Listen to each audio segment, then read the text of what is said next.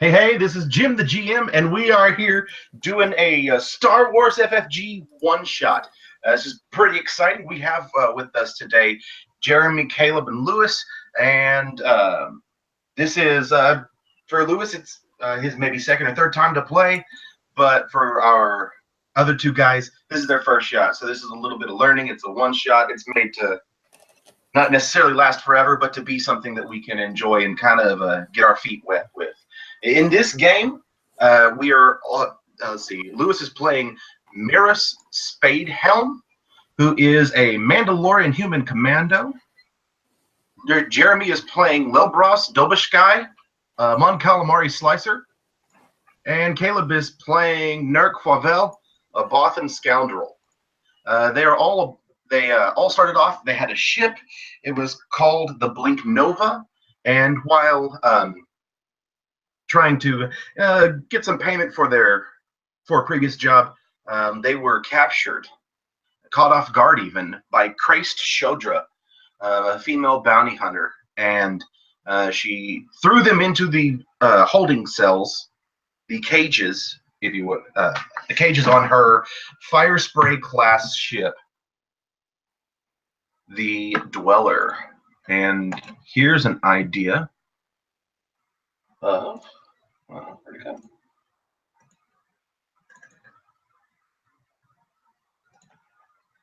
Well, I will pull it up in just a moment then. It's a fire spray class ship. Fire spray is Boba Fett's ship. And you were thrown into the cells. Haha, there we go. And the cells are right there. Can you see the arrow? Perfect. So as you can see, it's weird. They look like they're on their sides. That's because other parts of the ship will rotate as it lands on its back rim and lies down with this top edge facing up. So that would mean that right here along this line would be the base when they're landing. But since they're flying through space, you are all currently stuck here. For what feels like days, you each have been trapped separately in what was once a tall cage, but has since become short, long cages thanks to the flight of the Dweller, a fire spray class starship. Within the last hour, you have experienced a sudden violent jolt from the ship, the unmistakable feeling of being forced out of hyperspace, and have been thrown around your cages as the Dweller has been forced to make its landing. I need everybody to make an easy athletics or coordination check. So look at your skills, find whichever one you would prefer to use, click the corresponding die on the die roller, and add 1 purple. Okay. So Miras, you guys can unmute yourselves now. Miras, which roll did you make? Athletics? Got it. Oh. With your athletics, you are, well, you want to go ahead and describe to us? Jim. There you go. Yeah, Miras just grabs the sides of the cages and holds herself stock still. Nice. Unless she's shackled. You are not shackled. Yellow is always better. Okay. And we had purple? Was that what you said? Yes, sir. All right. All right. Huh. All right. Exactly. Lolbros, are you doing a coordination or are you doing athletics? I believe I was, I think I was doing coordination. Coordination.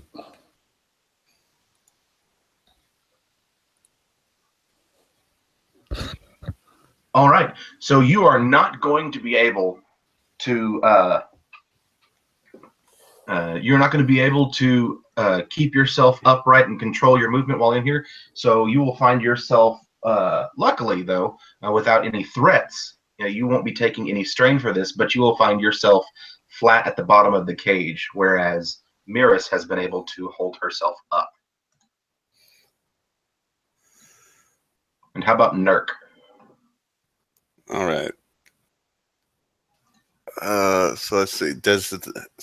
I use a black. I use 2 green. Do I use anything else if I'm doing coordination? Not a black, a purple. A purple. That's what I mean. Sorry. Yep, that would be it.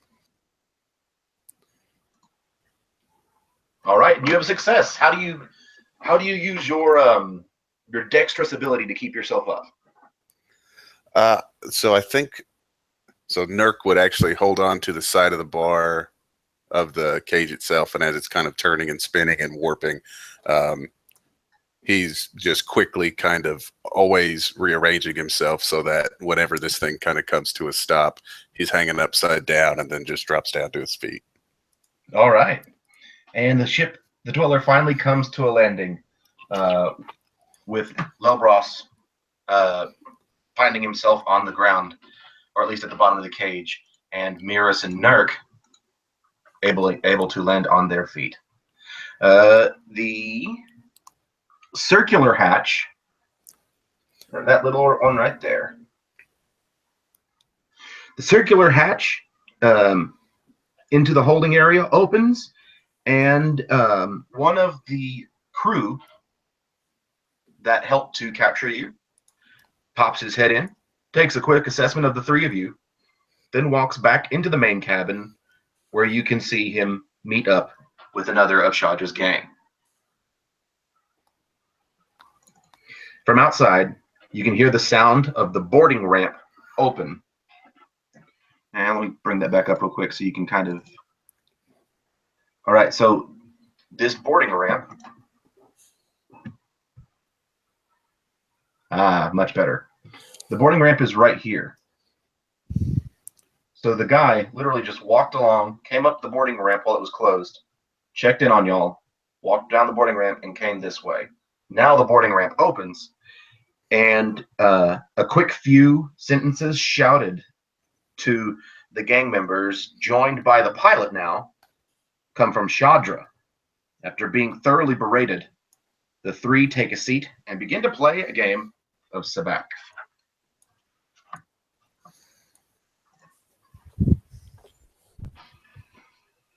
So you all find yourselves in these cages.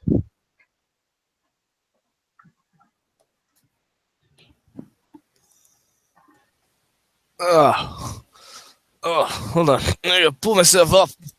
I dropped my lockpick. You have, let's see. So your backpacks, if you have backpacks on you, your tool belts have been able to stay on you. You have had your weapons taken away from you in these cages. Your backpacks are in the room with the 3 that are playing Sabak. You do not have your weapons. You do have armor on. But they have done everything they can to make it so that they can fly this ship and not have to worry about the 3 of you, because Shadra is not on this ship. Shadra has somehow still gotten to this planet, and very easy for you to assume that Shadra is flying the Blink Nova.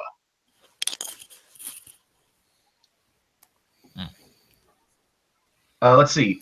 Make a perception roll.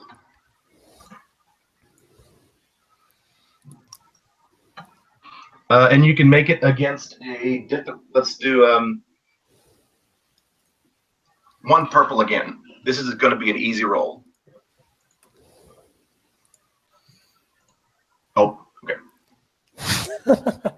Nobody succeeds.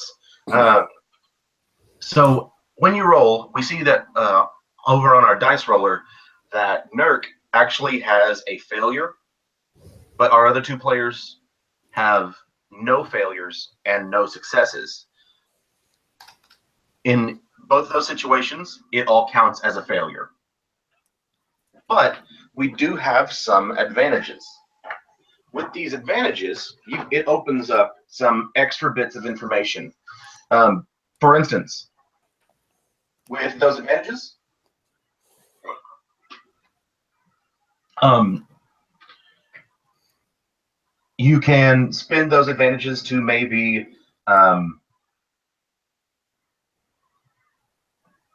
what is that? Take a look at this ship. Maybe you can use it to notice that something is out of place. For instance, you can't find your weapons, but for your advantages, you guys can actually choose to use those again in a narrative way. So, for instance, to kind of give you an idea, I'm going to use since Nurk has 4 advantages, I'm going to use one of Nurk's to kind of give you an idea of what you could do. Since you don't find your weapons, you do, however, see that these of these 3, the one who checked in on you has a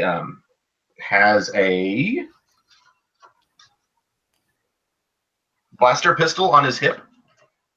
So does another one of them, but the third one, who showed up late, that you assume is the pilot, does not have a blaster pistol on his hip. So that's something that you could have noticed. So you didn't notice what you're looking for, but you notice other things. Does that make sense?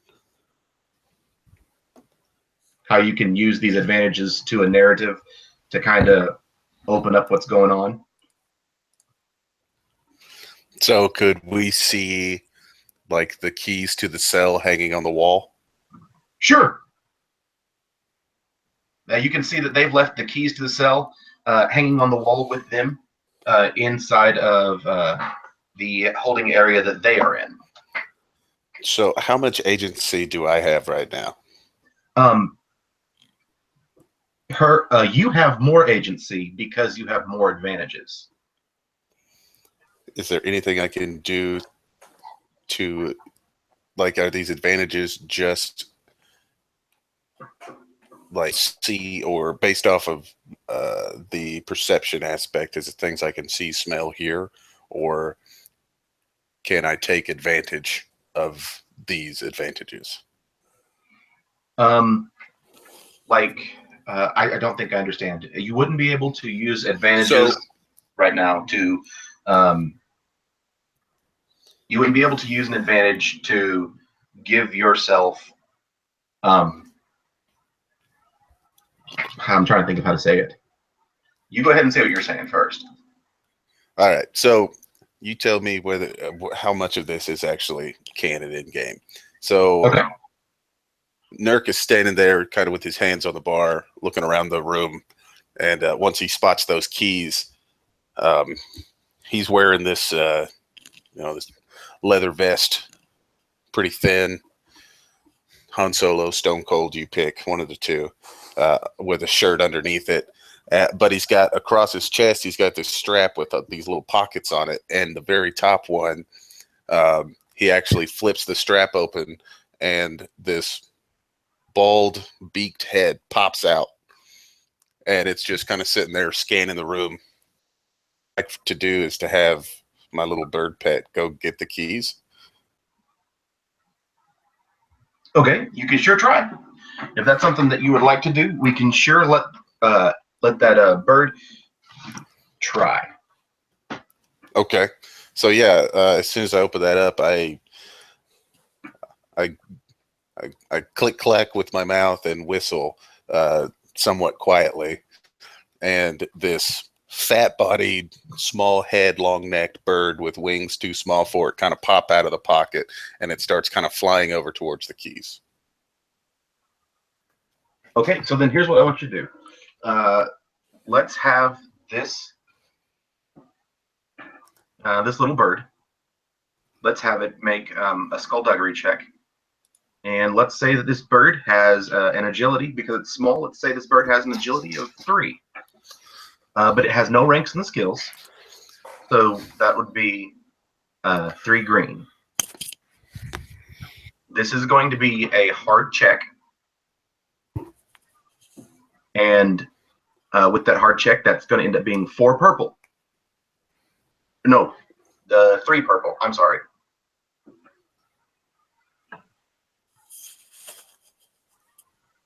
And let's say that because the bird is not able to necessarily fly quietly, we'll go with 1 black as well. Any Now- more dice I need to add here? A black So- die. 3 green, Yeah. 3 purple, 3 and purple, black. 1 black. All right. So you have a fail with an advantage. With that fail, you're going to be, it's obviously not going to happen. She's not going to be able to go over there and do the theft of it. And because we actually have that failure there, and yeah, she just is not going to be able to do it. But with that advantage, you could easily say that she can use that to not be caught. Could I say that it's noticed, and so that draws one of the guards into the room? Sure, absolutely. That's a great use of that advantage. So I have an, Before we go on, there's one thing that I forgot to have us do. Everybody reset your die, and all the way to the right beside 100 is 1 white. Roll that. Roll 1.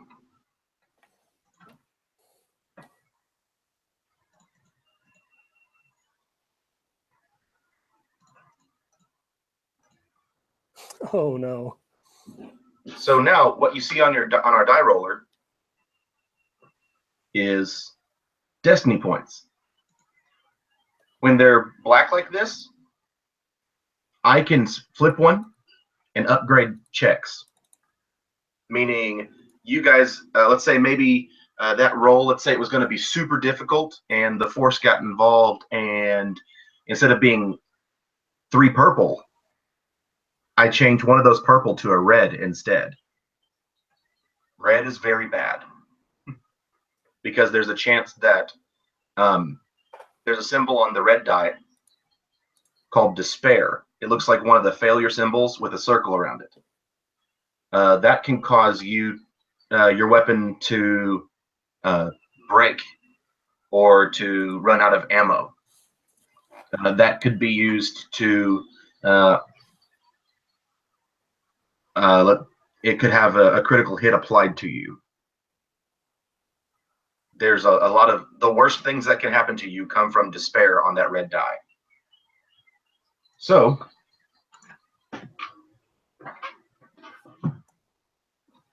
As these guards are coming into the room, I have an advantage to spend from that perception check.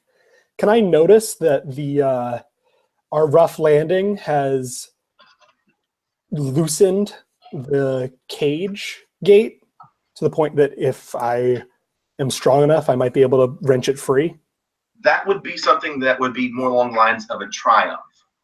Okay. Rather than because instead, like something that's already there, what you're doing now is you're starting to change the environment rather than noticing a part of the environment. Does that make sense?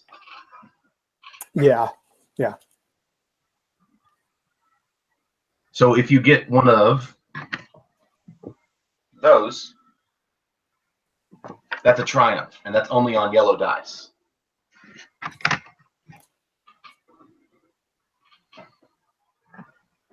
So earlier when I had 4 advantages, does that mean I can pick out 4 different things, or up to 4 if I want to?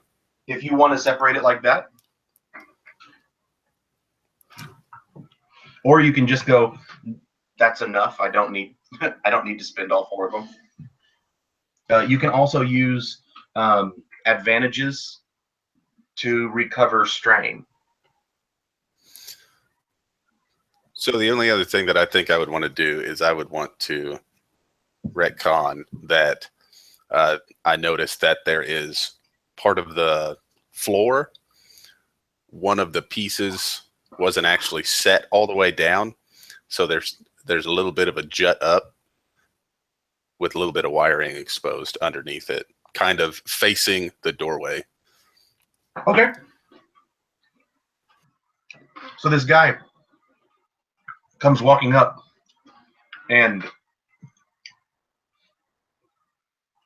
he sees that bird. He comes walking over, pulling the pistol from his side. What the hell is that? Then why don't you bring this bug on here? Does he get close enough that I can reach through the bars and Does grab not. him? So, I was going to go with the name Nimoy, but I feel like maybe that's too cross You're gonna trigger some category. demons. I know. I hold my pocket open and whistle, and as the bird flies back, if it's not like I say, I mean the bird it may be 4 inches tall. Right. It's real small, but it kind of softly lands back in the pocket, and you see its head again kind of poking out and looking around, and I button down over the top of it. So, that's Joy, but it's not a bug. She's with me. Yeah, well, I don't know if they're gonna be able to do much with you. I mean, once we get this Maris back over here to Nalhutta, I mean, I'm certain that they'll want to kill you. Maybe they'll leave your life, make you a slave, something like that. Either way, the boss is gonna get a big pay out of this. Now, for the other two of you, unless you've got a problem with the huts, or they's got the problem with you, they might just go straight to slave or kill you.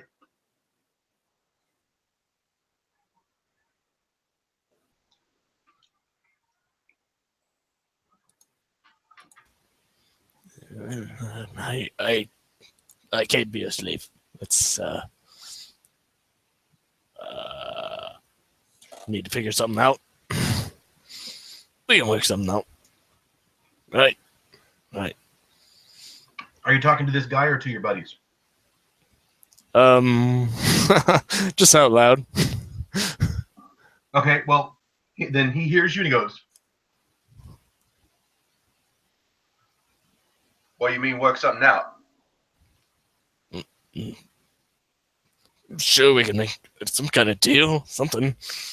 Don't have to go into slavery, or certainly not death. That's not a good idea. I'm pretty useful. So's he. What do you mean Talking useful? Wait. Could you? Oh, here. I need to have you. I want you to roll to see where we can go with this. All Since right. you're saying I'm pretty useful, let's make a deal. Let's have you make a charm roll. All right. 2 green. Do I add anything to the 2 green? No, and this is going to be average, so 2 purples. 2 purples. Okay. That's what I meant. It's purples. All right. Oh, take that white. That means Oh, nothing. ha. So you fail. Oh wait. Oh. So which one? You didn't need to re-roll, so I'll My let you bad. pick. I'll take the first one. I'll use the first one. Okay. So you fail and you have a threat, but it's only one threat. So that threat, as you're like, like you're really trying to think of something, and you start sweating visibly to this guy, and it's going to cause you to take 1 point of strain. All right. And he goes, "Yeah, that's what I thought. You don't have anything to bother. You don't have any good plans or ideas. As far as I'm concerned, Shadra's the way to be." And he turns to walk away. Hey, Scumlick. Scumlick? Scumlick. I call him Scumlick. He turns around. You don't want to get me to the huts. I know people that'll pay real good for me. To keep me alive, to keep me on their payroll. The huts, they just want my body, but I know people that want my skills. And they'll give you real cred for me. Come here. Come here. This is for you, not for them. And I gesture to the people out in the room. He looks at you and he goes, I've been working with Miras for a while, and I know how Miras. dangerous you I'm are. Miras. I'm sorry, I've been working for Shadra for a while, and I know how dangerous you are. So you want me to be your friend is what you want. You want me to owe you. Roll. Same roll. Charm. Charm? 2 purple, but add a setback.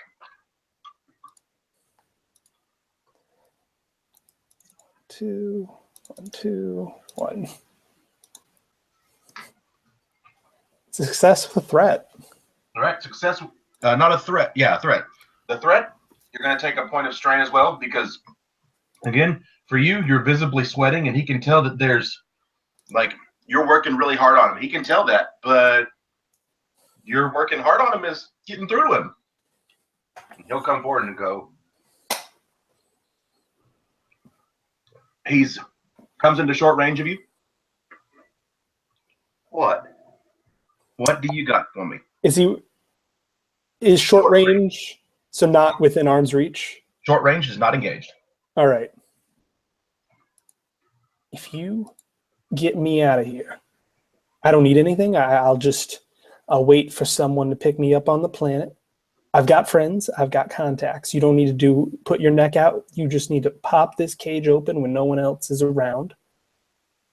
I'll owe you a favor. And you know, if you know anything about me, if Shadra's got you clued in at all, you know what favors from the Queen of Spades can get you. Just like Coco Gog Hut knows what a favor from the Queen of Spades can get him. He's the guy that I killed. He's the Hut that I killed.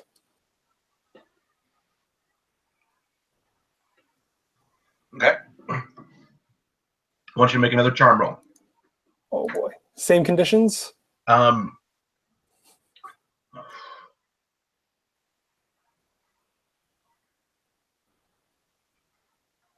Yes, still 2 purple and a black. And while you're doing that, he says, I don't know how long we're going to be on this planet. It's 2 threats. It's 2 threats. Okay. Things are bad. Is there any way that I could help? You can after this is resolved. Okay. He goes, you're just not able to get through to him. And he says, if I let you off at this planet, I really don't know how much good it's going to do you. I mean, out there, all those swamps and monsters. I mean, there's probably only 3 other places like where we landed on this whole planet. And the only reason we landed is because our hyperdrive's busted. Shadra said she's going to go get what we need to fix it. Shadra's been fixing this thing for years. But once she finds it, we're off the planet. I don't know what it's like. As he starts to turn around to go, he goes, I don't know what's better. Hiding here and being killed by animals, or hiding on Nahutta and maybe being found by Huts. And he turns to walk away. I could look at your hyperdrive.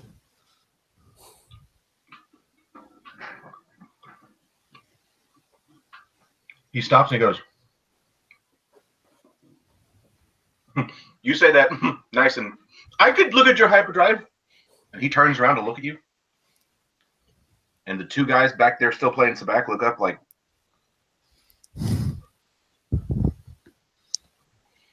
and you hear from out in the other room at the Sabak table, is that the big one? The guy in front of you turns around. No, it's the small one.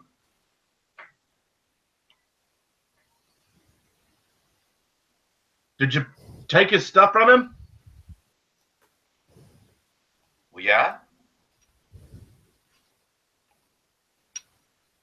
Well, I say give it a shot. It might make Shadra really happy. With the way she talked to us when we landed, I think that we're in more trouble than we realize. Okay. Dude reaches over to the keys. He'll unlock your cage. Put the keys in his pocket. Gets one of the other pirates to lead you to the hyperdrive. Pardon me, I'll need my backpack. He goes, we've got our own tools on the ship. But I've got better tools. All right, roll charm. Average, no black. All right. So, is that 1 purple or 2 purple? 2 purple.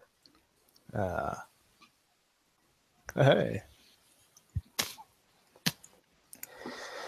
I think that's a success, right? Is that what that is? The triangle and 2 advantages? Yeah. That's a fail. Oh, that's a fail. Success is the explosion. My bad. Yeah, We're going to need a second hyperdrive. Man, I haven't got a single success all day. I don't really know what they look like. That's funny.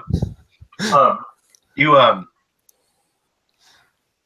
able to. You're not able to convince him that your tools are going to be better. He goes, just use the ones from the ship. All right. But with those 2 advantages, now what you're doing, since you're out of the cage, more options open up to you because your movement's not been hindered. So while you're talking to this guy, let's say maybe you have created a distraction. He doesn't believe you, but you've created a distraction that will give whichever one of the 2 of them they could have. If you want to give one directly to Miras, it'll cost 2 advantages, but you can give 1 boost die directly to her for her next roll.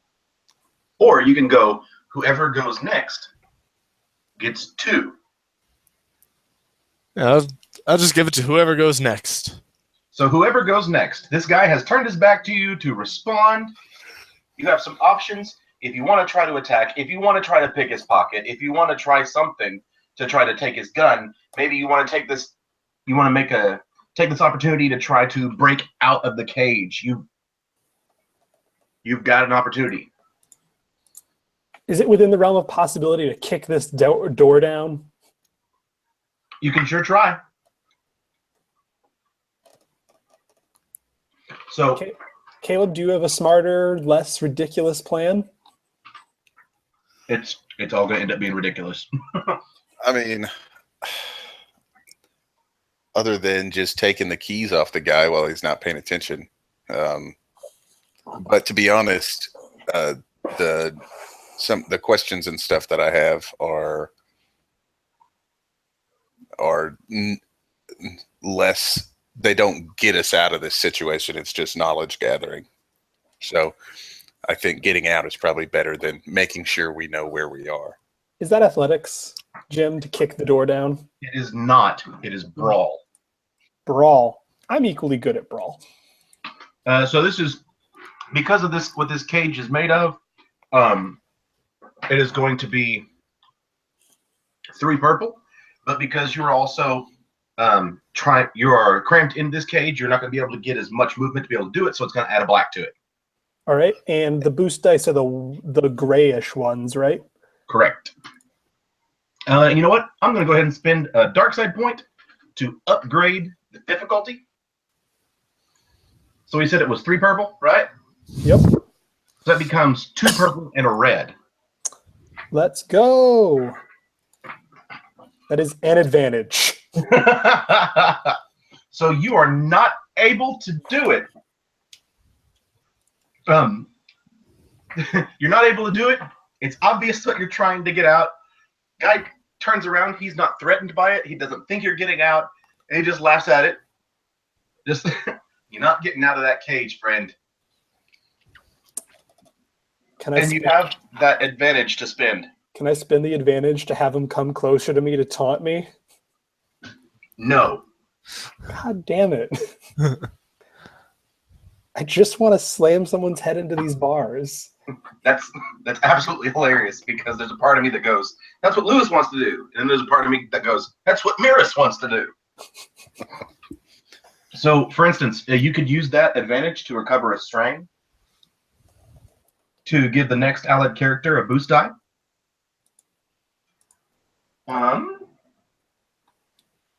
To notice a single important point, such as the location of these door controls or a weak point, maybe a weak point in this guy's armor. I think all of the noise that she makes, like, puts him in a position that he can easily be taken advantage of by my friends, because he's paying attention to the giant, loud Mandalorian. And she starts cursing at him. Nurk, you know that you're on Narkega? Like I would know that? Yes, you would know that. Okay. Because in the little bit that's shouted, you're able to get the information that I don't want to land on this planet. Narkega is disgusting, swamp, and even a bit of a noxious smell floats in through the bay door as it opens. You also know that this guy has already said that also that there are a lot of monstrous creatures on this planet.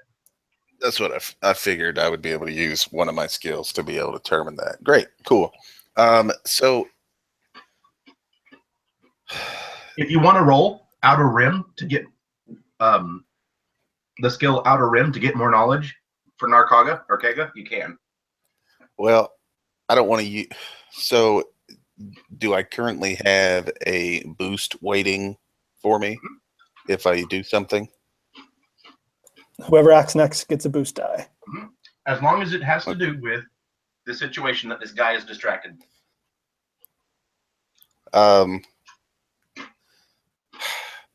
So, while he's kind of distracted, maybe with me in the corner of his eye, I'm trying to decide. Again, one sounds a little ridiculous, one sounds a little bit more realistic. But what I would like to do is, can I tap that pocket that Joy is sitting in and then pull the button up real quick and have this bird head pop out and just scream at him, possibly startling him and having him trip backwards over that piece of the floor that's up?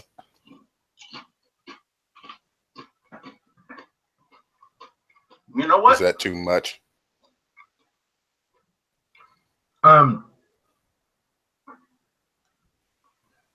You would have, that would, let's see, for as much as you've said to do, I would say you would have to make, it would be more like a coercion roll, because coercion is like intimidation, whether you're being aggressive about it or you just kind of like, you got a guy tied up and you look over at the guy with the gun. If you'll make a coercion roll, you could do that with a success and 2 advantages. Most weapon qualities that have a special quality to do something more than just hit require 2 advantages to turn it on. So I'm just trying to startle this guy and make him like fall over. Right. So startling him would be the success. Him falling over is the 2 advantages. All right. Well, I don't think I have enough in coercion to be able to accomplish that, but I will roll this. So okay. 2 green. 2 green, 2 burns. And then a blue. And then do I have and a blue? All right, doesn't happen. Doesn't happen. So you're all over here in this conversation going on and on and on, like trying to really go back and forth, and you guys can see that you're tag teaming. And so far with all this conversation, you guys aren't failing. So he's not really catching on to the fact that you guys are trying to work something up through this conversation. But you can continue to give whoever goes next this boost die. So since we're actually using this boost die probability, let's all roll cool, including Lobres or Lobras. So it'll just be a flat, cool roll. No purples, no blues, no blacks or reds. Just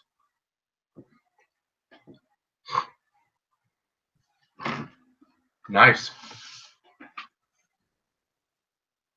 And how about Nerk?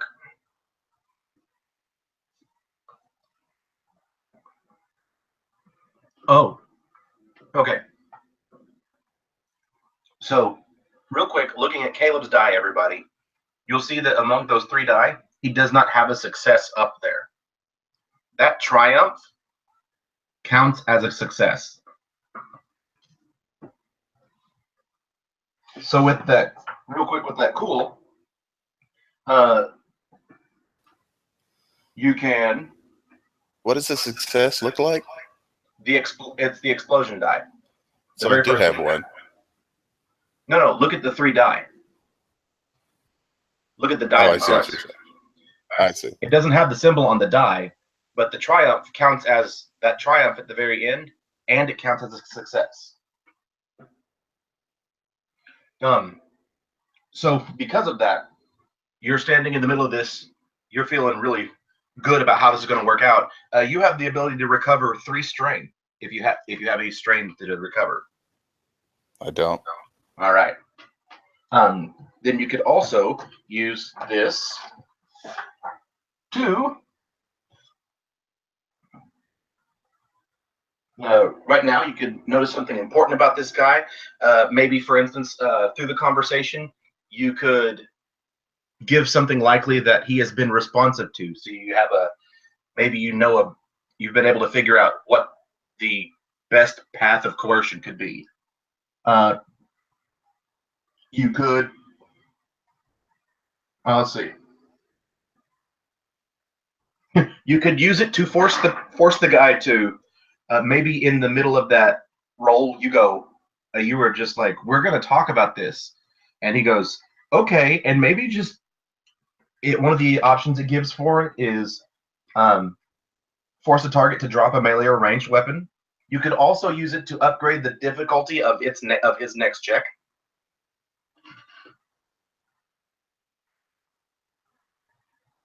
You could do it.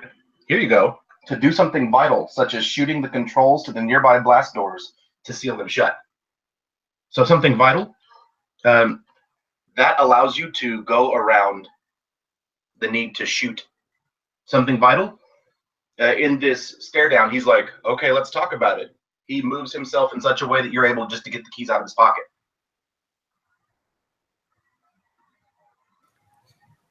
It's not. Go ahead. He's looking right at me, so I feel like that's not going to be helpful in any way. Oh no! Because of that triumph, that really is the force working in your behalf. And I mean, he's not necessarily staring right at all of you. This conversation it's just like in D&D combat. There's lots of attacks that are going on, whether it's parrying or actually hitting. But the attack roll that you actually make the roll for is the one that's going to make the difference out of all of those maneuvers that are going on in that 6 seconds. So this guy's not staring right at you. He's looking around, looking back over his shoulder to see that our other friend is being taken to look at the hyperdrive. And in that moment, you just pluck those keys out of his pocket. Could I instead take his blaster and put it in the hands of Miris? I'm actually bad at pistols. Well, then I'll use it. Okay. So cool. So now this is great because 2 of you are in a cage. 1 of you has a gun. This guy no longer has his gun. There's another one who's leading Lobros away from this entire area, and another one who's still sitting there with his deck of cards looking at what's going on. So you now have his gun, and this is the way initiative works. I need to roll initiative for him real quick. Let's see. So it made the other guy out of the room at the time that this gun has been grabbed? Absolutely. Awesome. You're like, thank you. I'm good at punching people, I'm good at hitting people with stuff, and I'm really good at shooting heavy guns. So here we go. Here's his All right. So the way initiative works is that there are initiative slots that anybody can take. For instance, we have 2 of our PCs with 3 successes. The NPC has 2 successes, and 1 PC has 1 success. So our initiative order goes 2 PCs, NPC, 1 NPC, or 1 PC, and it can be any of you. Since Nurk got the 1 success, he could still, since he's got the gun in his hands, take one of the first 2 slots.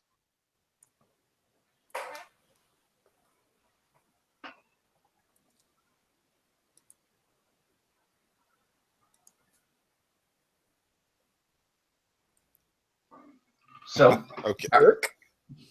what? Yeah. Dirk? So what am I rolling here? What are you wanting to do?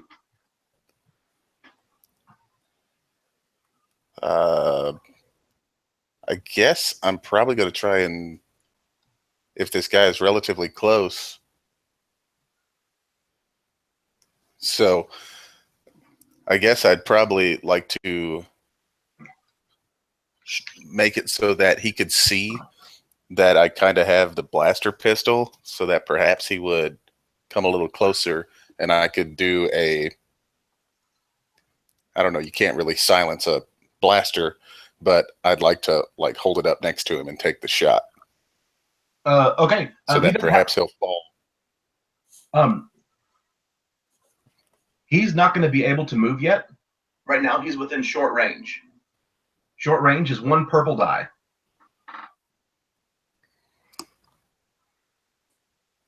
So I roll 1 purple die, is what you're saying. Plus your light or your ranged light skill. And then I also have this thing that suffers strain to add a success to initiative roll. Is that relevant?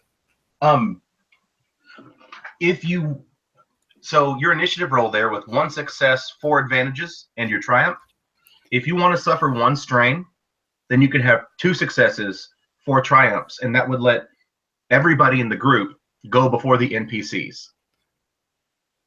So I have no idea how what you said happens, but I mean, It just does. Okay, then sure. That's Okay, what we'll do. So then now it's all 3 of you, then an NPC, and that was part of the initiative roll. That has nothing to do with right now. And right now I have the purple plus my range to light. Right, but also look right at that next talent, at quick strike. You get to roll a blue die as well because you're a rogue.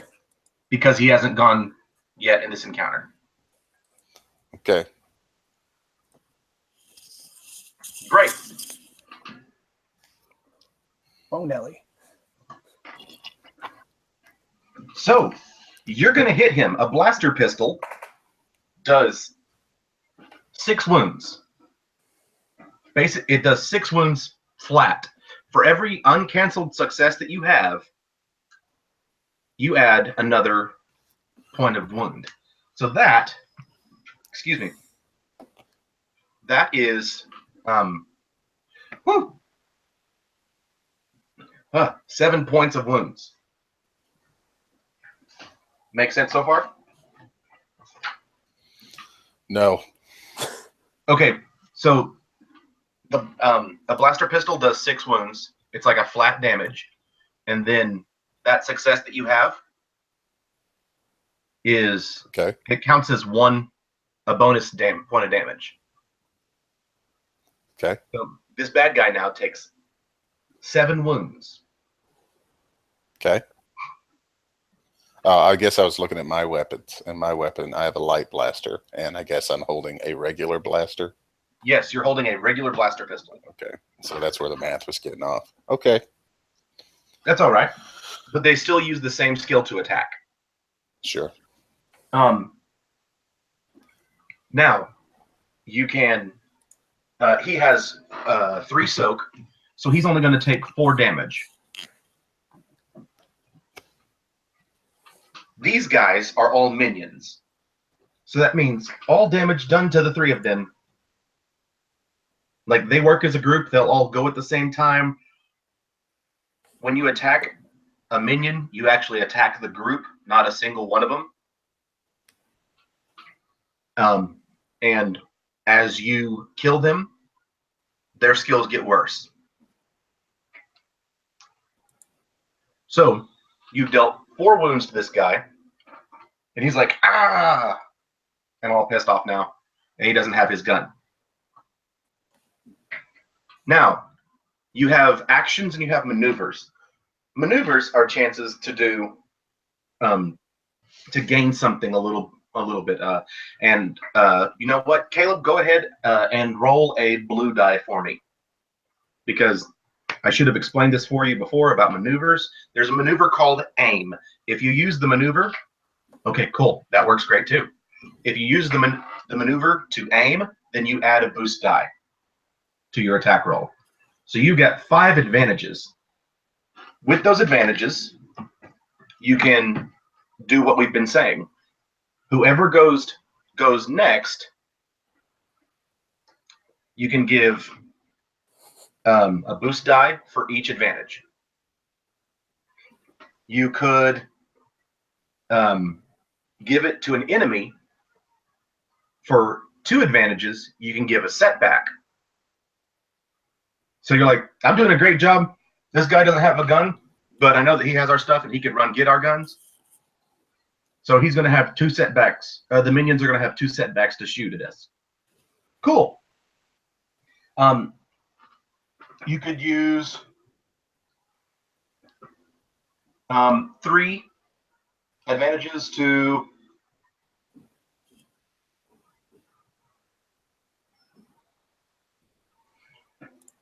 now let's see. Oh wait, what's the critical on it? Heck, you can do a critical injury, because all you need for this one to do a critical energy is, or a critical wound is 3 advantages. So let's do this. Let's make this easy. You can either do a critical hit, you can give boost die, or you can give a threat, or excuse me, or you can give setback die to the bad guy. In any of these situations, though, we would like a little bit of narrative. Sure. So what the critical hit, what is that? Is that just double damage? All right. So what we do is we roll, we roll a D100. So reset everything, and then where it says 100, go up 1. And there's lots of things that could happen. Like off balance, it adds a setback to his next skill check. Agonizing wound, the target increases the difficulty of all brawn and agility checks by 1 until the end of the encounter. Okay, 39. Stinger. It's going to increase the difficulty of its next check by 1. So if they're going to shoot at you, then they're going to add an extra purple. Okay. Cool. And that takes up 3 of them. You have 2 advantages left. Can I give him a setback as well? You absolutely can. Let's do that. So how would you narrate how this happens? So as this gun almost seems to fall off of his holster, and he reaches down and gets it, the guy turns around and sees him as he's sitting there, and quickly he holsters it up, kind of just hip fires it, and shoots this guy. Let's say I shoot him like clean in the kneecap, and so now he's got a limp. Is that like what we're talking about? No. No. Okay. No, but what you can do if you don't want to do it for the same amount of advantages, that's actually something you can do. When dealing damage to a target, let's see, you could include hobbling him temporarily with a shot in the leg, disabling a comm link. So based on what I've already decided to do, given the setback, you're talking narratively, the setback just makes his whatever he's going to do next more difficult, right? Right. So let's say that he's not able to. So you can make it. He's not able to completely focus on shooting because he's also having to dodge what I'm doing. That would be the setback. Okay, He's but I having to hit dodge him. one shot. Right, and so he's reeling from the pain of being shot now. Okay. You could say you hit him in whatever the you knee, say. just not hobbled mechanically. Whatever you say. We can just keep going here. Okay. Then who goes next?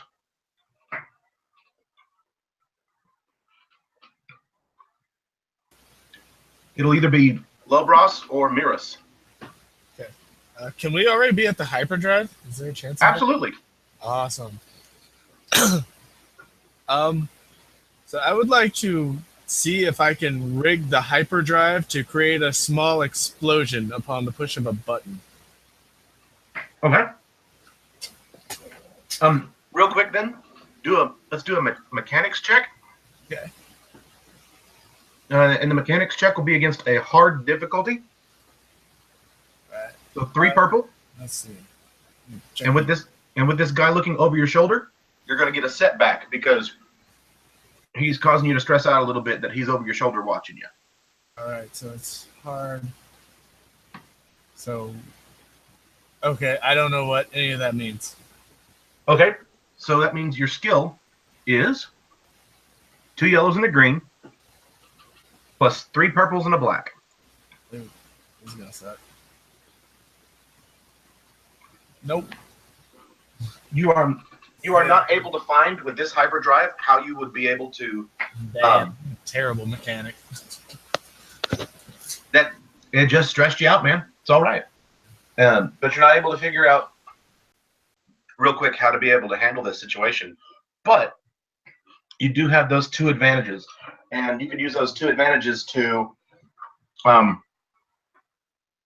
let's see, perform a free maneuver. So far, to be able to do that mechanics check, that took your action. So now you have a maneuver. So you can use a maneuver to run. You could use a maneuver to, you could use a maneuver to try to aim at something if you can find one of the guns. Heck, you know that that the pilot didn't have a gun on him in there. Yeah. So if you want to run to the cockpit, I guess the cockpit. I was trying to go more cinematic. You're trying to what? I was trying to give it some cinematic, but cool. I'm running. Yes. You're not able to figure it out, but you're able to you get a free movement to start running to the back. The guy's like, hey! And so now you get your regular maneuver. And for your regular maneuver, you can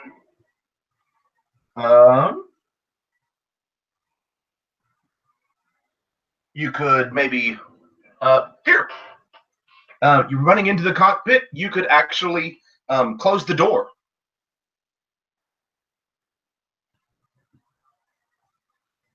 And you can, and just closing, you're like, cool, I closed the door. So now this guy's going to have to get through the door. And make a perception roll for me. This is going to be easy. So 1 purple. And let's add another black because you're stressed, because of the strain that you're taking. Or excuse me, not the strain, because of the stress of the situation. Great. 2 successes. You find that the pilot left his pistol, his blaster pistol up here. So you're able to pick up that blaster pistol. But with those 2 setbacks, those 2 threats that you are running from is able to free maneuver already chase you to the door. All right. And that brings us to Miras. I'm still in a cage. I need to get out of this cage. I need this cage to not have a door anymore. All right.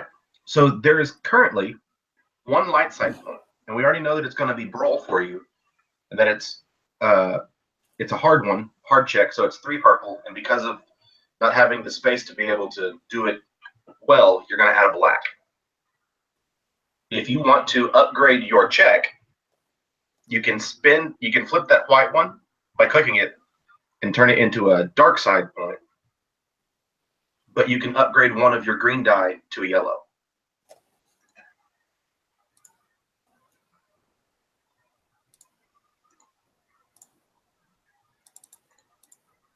You said it was hard, 3?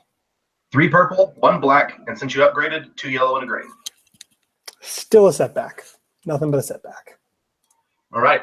So you don't succeed at doing it, but with that threat, you're going to take 1 point of strain, and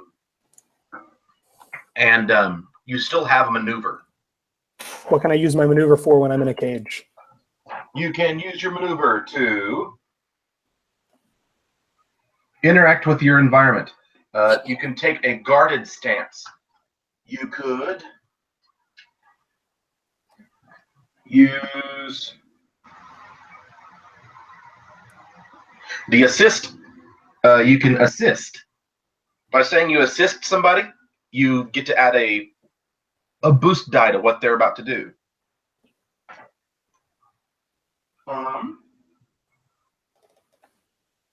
Managing your gear, mount or dismount, you can't move. So your best guess would be either to take a guarded stance or to assist Nurk.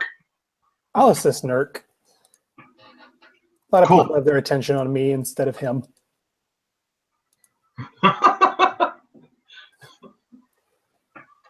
Cool. So how do you assist Nurk by trying to keep the attention on you? I slam my body into the door and shake this room Nice. and start shouting curses at the guy that just got shot. All right.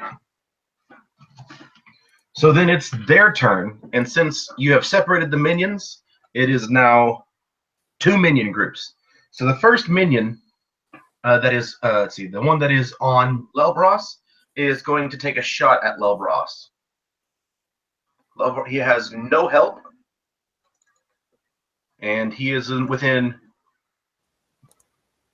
short range.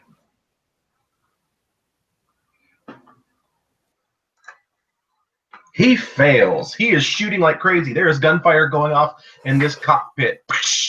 And those 2 advantages, he is going to take those 2 advantages to give himself an immediate free maneuver, realizing that he's missed you and that maybe shooting around the controls is a bad idea. He turns and runs and is on his way back to the rest of his buddies to let them know that the one that they thought wasn't going to cause trouble is causing trouble. While the other 2, they're going to, you're doing a great job of distracting them, and they're going to go ahead and try to attack you, Maris. Or Miris. They have a setback, and I did the critical thing on them, right? Correct. Okay. Also, one of them doesn't have a gun. Right, but that doesn't matter. That doesn't matter for the damage. All right, so it's going to be 2 successes and a threat. So Miris, you're going to take 8 points of wounds before your soak. So did one of them come like hit me with a thing? Nope, the one from in their attempt to work together in their distraction, you are distracting him. He is firing. The one with the gun is firing at you still, and you still are hit by the one with the gun. Okay. So that only ends up becoming four wounds for you because of your 4 soak. Wait, they get an extra setback die from my armor, right? That's a thing? I'm sorry. They don't get a setback. It raises the difficulty. So let's see. All right, so it's 1 success, so it's only 7 damage, but it's 2.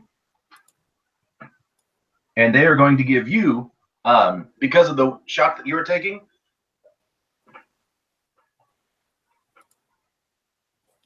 because the shot that you were taking, they are going to give the next person to let's see, attack targeted character's next check. Your next check, Miris, you have a boost die to your next check. They are shooting at you, but their shooting is only good because of your cramped space. It's also wide, and you are seeing an opening that is being left for you because of their wild firing and their lack of training.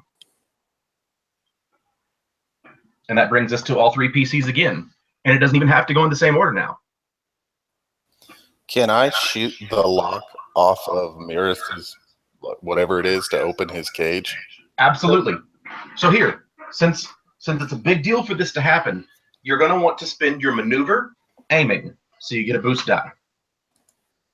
You're going to want you have the option of taking 2 strain voluntarily to get another maneuver, so you can add another boost die. Then you're being given a boost die from Miris's assist to you. And boost is yellow or blue? Blue. The boost is blue. Because you are so close, this is short range. It's a purple, 1 purple. There's no setbacks. And I don't think there's anything else.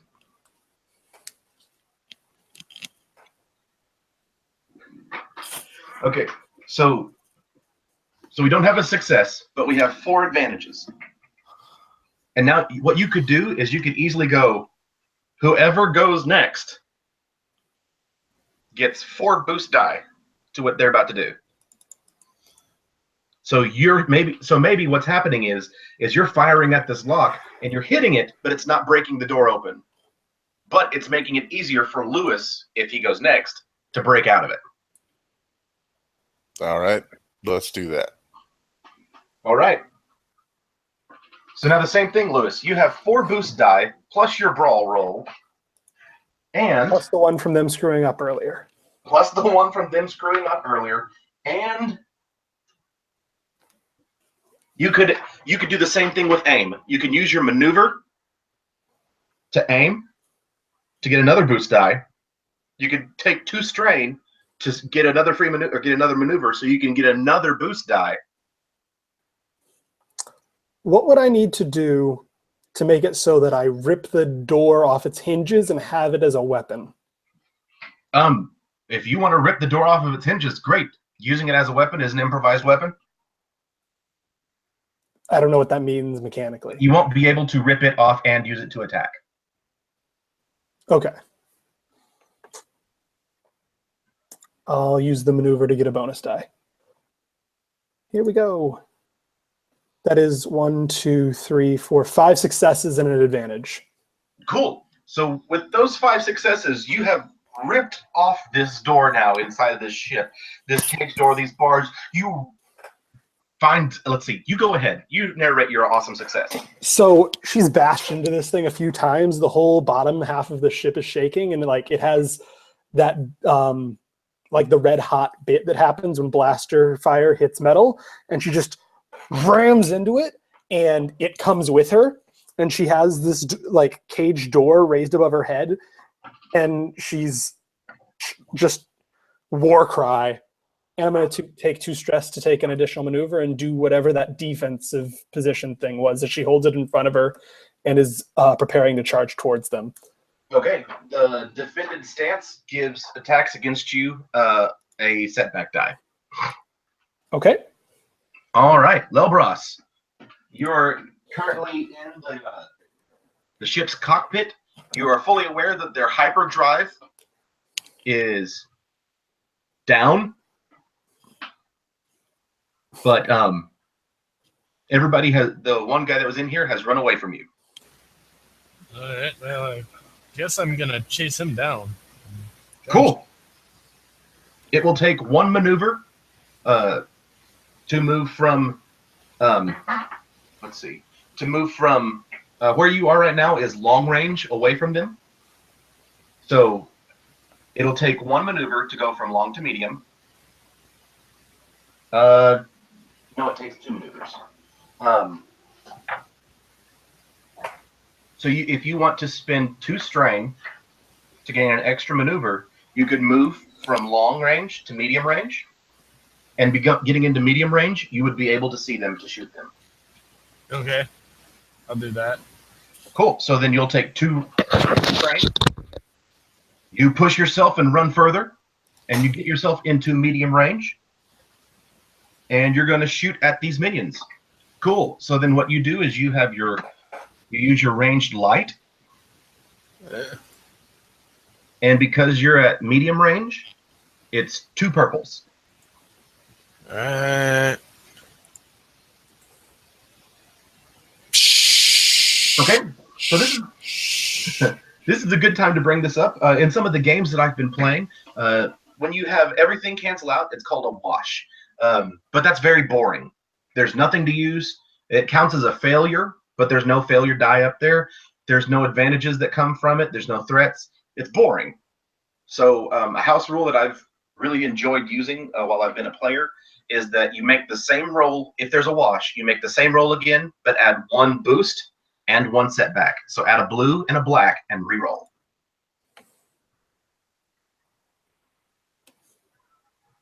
All right, you've got an advantage. So all of a sudden now, while Miras is over there in a defensive stance, you have Nurk over there who just got finished firing away at the lock.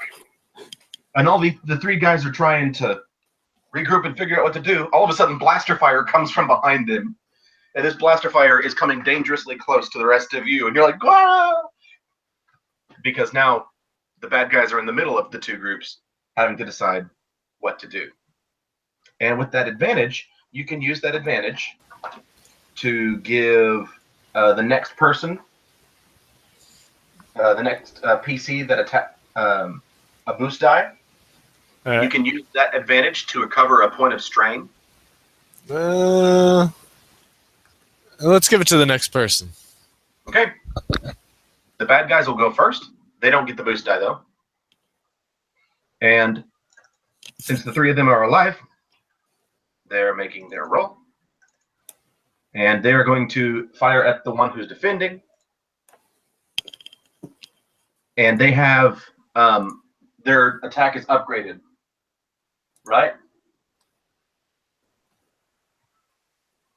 No, it's not. That was for the last turn. I'm going to flip a light side point to change one of their greens to a yellow. I'm defending and I have armor. Just a reminder. And the black is from you defending. A fail and an advantage. Look at all those yellow die that did nothing to help him. So their shot goes wild, missing you absolutely completely. But with that advantage, they're going to do nothing because they're minions. It's back to the 3 of you. Who's going first? I think I was set up to charge them unless anyone else wants to take that boost die.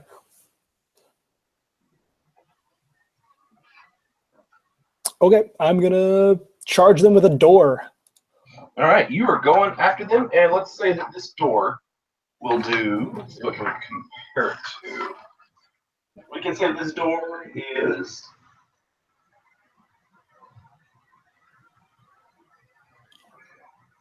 Cool, so it'll be your brawn plus 3 with a crit of 5. Is this a melee weapon? It is a melee weapon. So it's a melee, not a brawl. All right, those are the same for me. And what's the difficulty here as I charge into them with a door? Difficulty is 2. And a boost die. So let's see. I don't succeed, but I'm very advantageous. So it's one of those things where they are ducking, juking, and weaving, and you're swinging over them, but they could be really focused on you, causing causing you to pass off those boost die. You could also use, let's see. I can give them a setback for 2, right? Yes, and you could also you could give them 2 setback since you've got 4 of them. I'm going to give them strain if you wanted to. I'm going to give them a setback, and I'm going to give 2 boost dice to the next person who acts. Okay. Who's going next? Nurk. Lil Ross. I'll go. I'll keep shooting. All right, you have 2 boost die. Since you have your maneuvers available now, you could use your maneuver to aim, giving yourself yet another boost die. Yeah. I had 2. So 3 boost die. Yep, 3 boost die plus your the 2 purples from last time. All right. Unless you want to get closer. If you want to use your maneuver to get closer, you can lower the purples to 1 instead of 2. Let's stay where I am. Okay. All right. Sweet. So you get 3 successes. And since you picked up his blaster pistol, you're not using the light blaster pistol, that's 6 points of damage, plus those 3, you're at 9. Nice. Those guys, real good. And they soak 3, so they take 6 points of damage, and you watch as one of the characters falls over. So it's down to 3 minions now. And with that setback, though, or with that threat, let's say you're going to suffer 1 point of strain.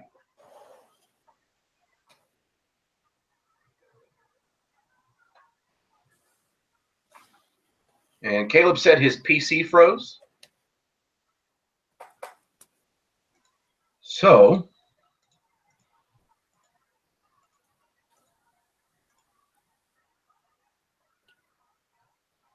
I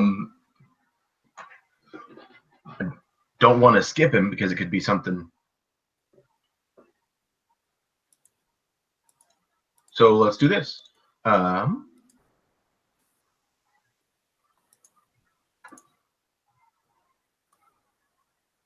thought I had an idea and I lost it. I can see his character, so I'll just make a shot with his character.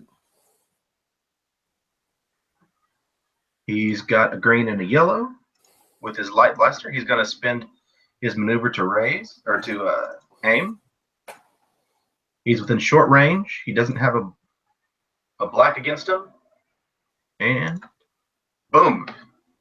He's going to hit him for 8 points of damage. They soak 3, so it's going to be 5. But with that 5, that's enough to drop another one of them, bringing it to 1 minion remaining. And this minion is going to continue to fire at Miras, praying to God, watching all of his friends fall and pass away. And did you say you took up the defended stance again? No, I use my maneuver to run towards them. All right. They are at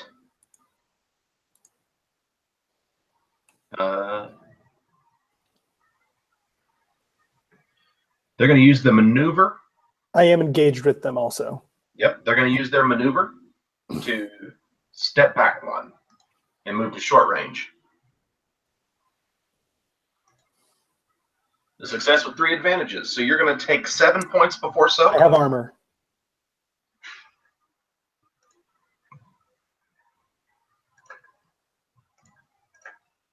All right, a success with 2 advantages.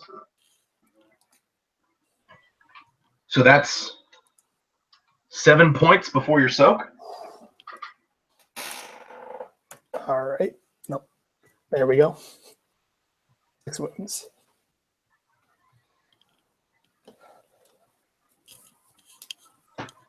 And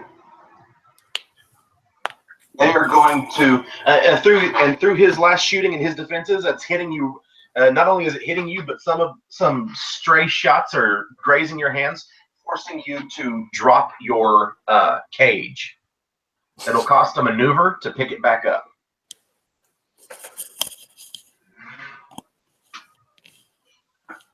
And he is going to take 2 strain to run over to the exit panel, and he opens the exit panel, and you start watching as the loading ramp lowers itself. Back to our PCs. Are any of the dead ones, did any of them have a pistol? One of them did. And it's a maneuver to pick one of those up, right? Yes, but you're not engaged with that because they moved away. The pistol that... I just want to pick up a pistol and shoot the guy. Right, but the trick is that it's going to be a maneuver to pick it up, and it's going to be a maneuver to move from short to engaged. I don't want to shoot him and engage. I want to shoot him at short. Right, but to get to the pistol that's on the ground is going to cause a maneuver. Because you're not engaged with the pistol on the ground. You're in short range of it. Didn't they... I'm just checking the fiction here. Didn't he die while he was engaged with me because I was swinging a door at him? Not the one that hit you. All right. I want to... All right, I'll spend the 2 stress to pick up the pistol and to move and to pick up the pistol. And I will shoot this guy. Shoot him.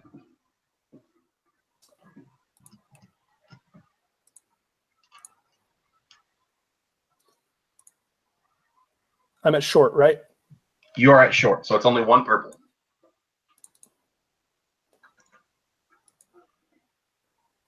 It's a failure and an advantage. So you can use that advantage to recover a strain. Also strain. Okay. Next PC, it's probably going to be Lelbros. Oh, nope. Caleb's back. So while you were gone, you killed a guy. Miris got the cage shot out of her hands, went over, picked up another pistol, shot at the guy, and missed her shot. And now we have 2 more PC slots. So Lelbros or Nurk?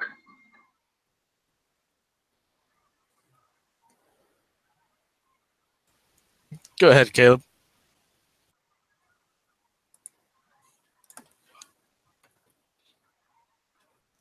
Okay. So I guess I'm just going to take a shot at the other one. Yes, there's only 1 remaining, and he's starting to. He's run toward the panel right below you.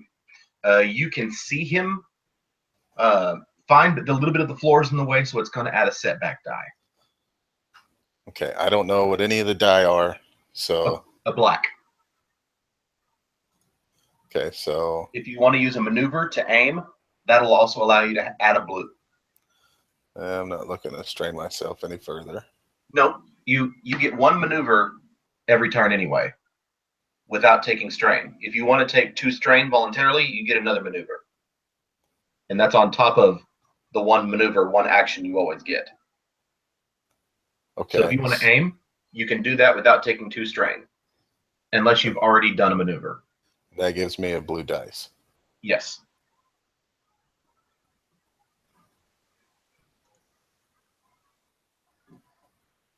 All right. I rolled. Yeah, and that's going to be 10 points of damage. With his soak, you are able to kill the remaining minion.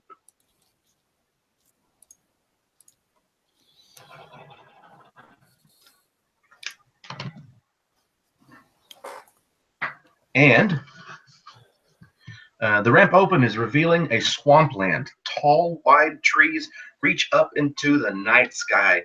The air is thick and vile, assaulting your nostrils.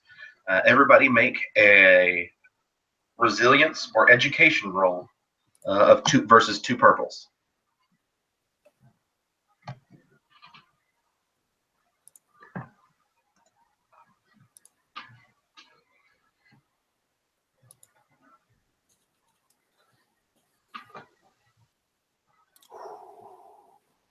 Oh, you don't. You're not supposed to have that setback. I don't think.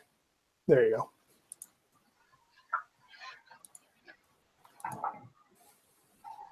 Oh, and Jeremy said he'd be right back. So I have 2 successes and 3 advantages because she's a tough person.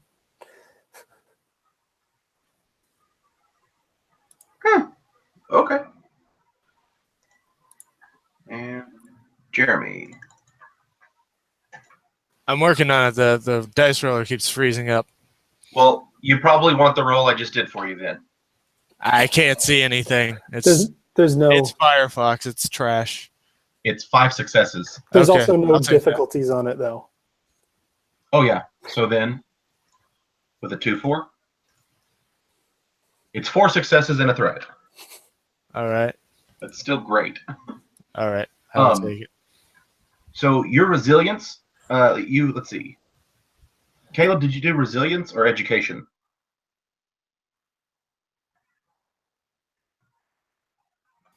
Education. Okay.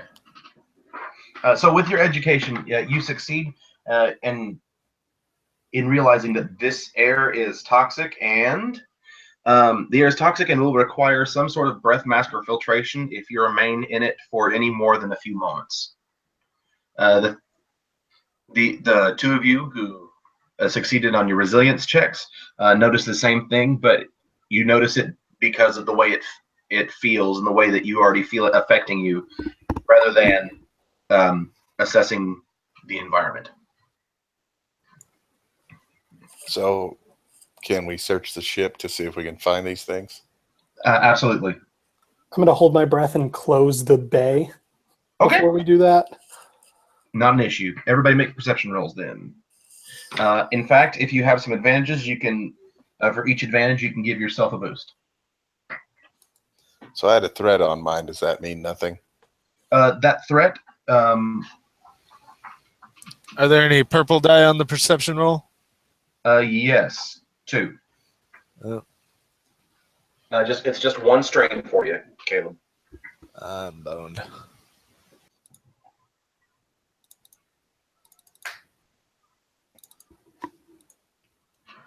Yay. Sweet. So, Miras, first, Lobros, you have no idea what's going on. You are just unaware.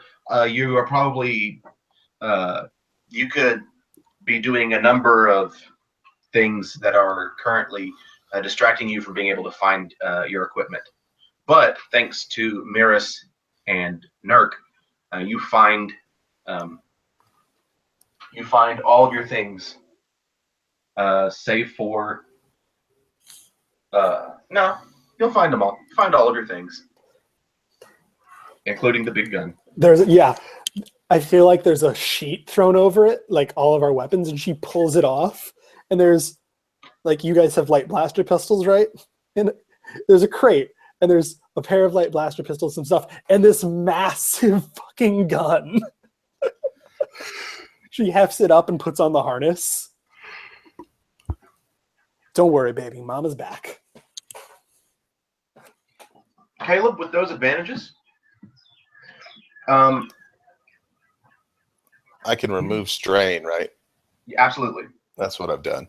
Oh, okay. You're like, that's what I'm doing. Perfect. So from what you have all heard, there's something wrong with the ship that you're on. Its hyperspace drives are busted, but its sublight drives, what basically just lets it go through space regularly without the cool stretched effects, those work. But because Miras somehow showed up to talk from outside the ship, or not Miras, Shodra, you know that, or you assume that somewhere around Shodra has landed the Blink Nova.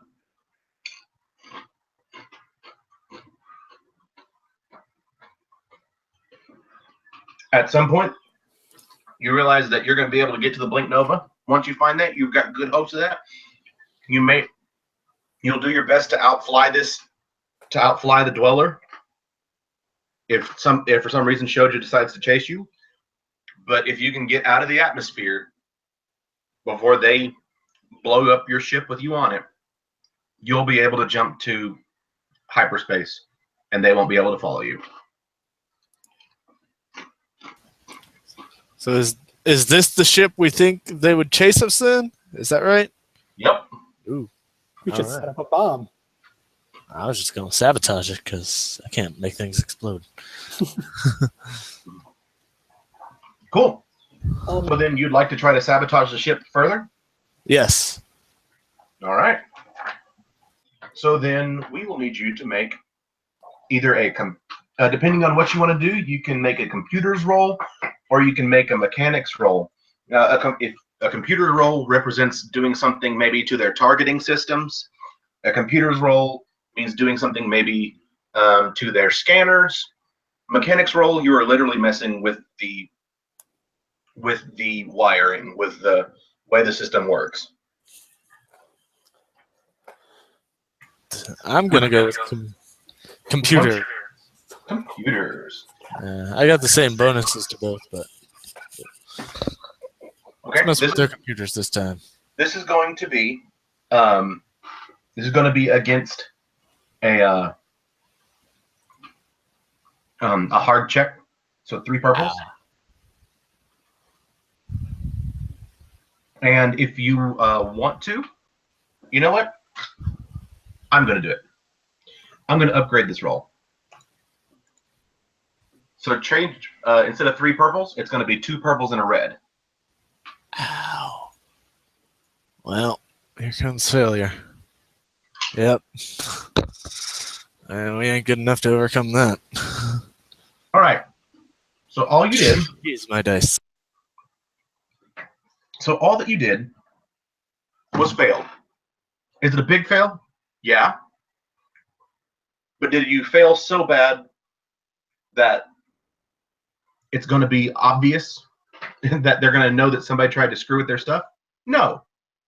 All you did was fail. And with those 2 advantages, if you'd like to recover some strain, cool. I'll get some strain back. In fact, everybody make a resilience roll. No purples.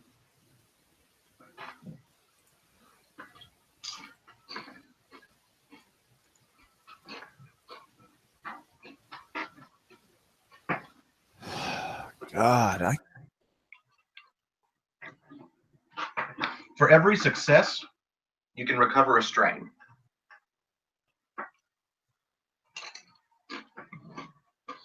As you take a moment to rest after combat.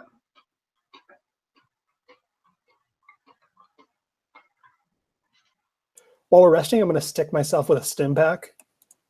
Okay. So that's 5 wounds gone. 5 wounds. And if you end up using another stim pack, you only do 4.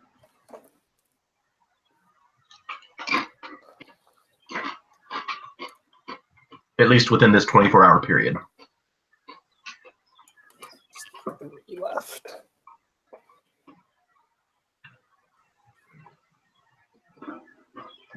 All right. What you could also do with computers, Lobros, is you could. I don't know if I want to risk anything else. Well, depending on what you're trying to do, determines the difficulty. What you could also try to do, though, is if you wanted to, you obviously landed somewhere, so it's some sort of place that's, well, it's some sort of set of landing docks. You don't know much about it, but they might have that information within the system, or you could use the comms on the ship to contact, to call out to wherever you are. Can I use my outer rim knowledge to impart something that might be helpful to him? Sure, go ahead. Outer rim knowledge versus 2 purples. Oh God. it's probably not going to be very helpful. Cool. Success and an advantage. You know that Narcaga, the planet that you heard them mention that you are on, is a swampy planet and marshy planet. Most of the water on this planet is coming from the swamps and the marshes.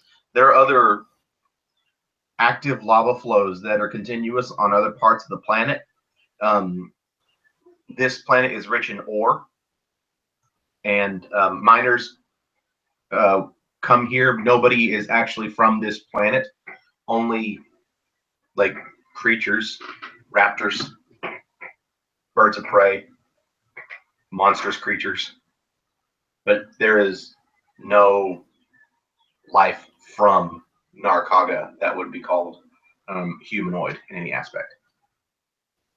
You get your education confirmed that the poison is that the oxygen is, or the air outside is low in oxygen and highly toxic. So what part of this information is helpful to him? You also get, you also remember that there's scattered across the entire planet, there's 6 or 7 landing posts that traders come through, because even though there's no people indigenous to this place, there's not really a great way to grow anything for food. So a lot of the foodstuffs has to be brought in, and it's traded for by the ore. So travel on and off this planet is typically done to places where trading is going to happen.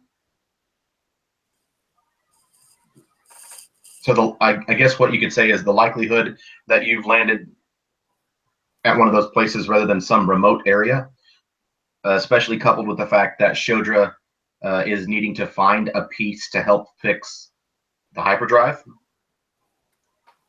that you've more than likely landed at one of the outposts.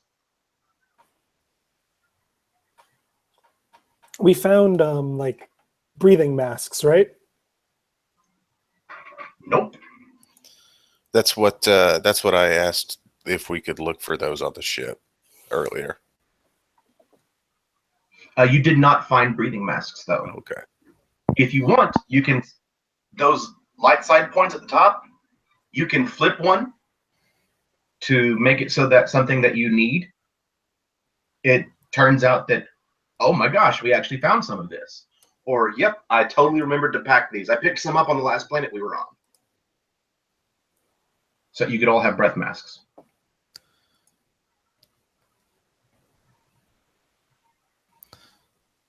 Seems reasonable. You also, if you wanted to chance it, you could open up the loading ramp and see what's out there. Maybe it could give you a better handle on what your next step is. If no one has objections, I'm going to flip one for breathing masks. I don't understand why these guys would have lowered the ramp knowing where they're at without having something like that on the ship. But if it's just, no, they don't have one, then let's flip one. They don't have, they were trying, the last guy, after both of his buddies were killed, was trying to make a break for it. He thought that he could get away and maybe get somewhere that he wouldn't need one.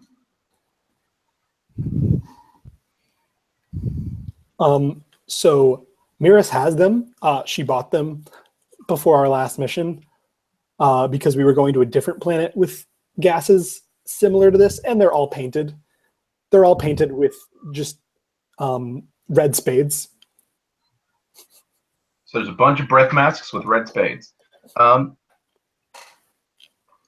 Jeremy, or Lelbros, you could also use the ship's scanners to scan the local ships to figure out maybe where yours might be. All right, I'll give that a shot. Okay, that's only going to be 2 purple. Computer's roll. Still scary to me. If you want to spend a white to upgrade, Of course. have you had a single success? I shot a guy once. I have never seen that. So you have a threat, and with that threat, you're realizing that if you fail again, it's going to be very hard for you to cover your tracks. That you're messing with the ship. It doesn't mean you can't. And Yeah, I ain't risking that. well, I mean, and also if you don't care that you're caught, you're like, I don't care if I get caught. If we find our ship, we're getting away.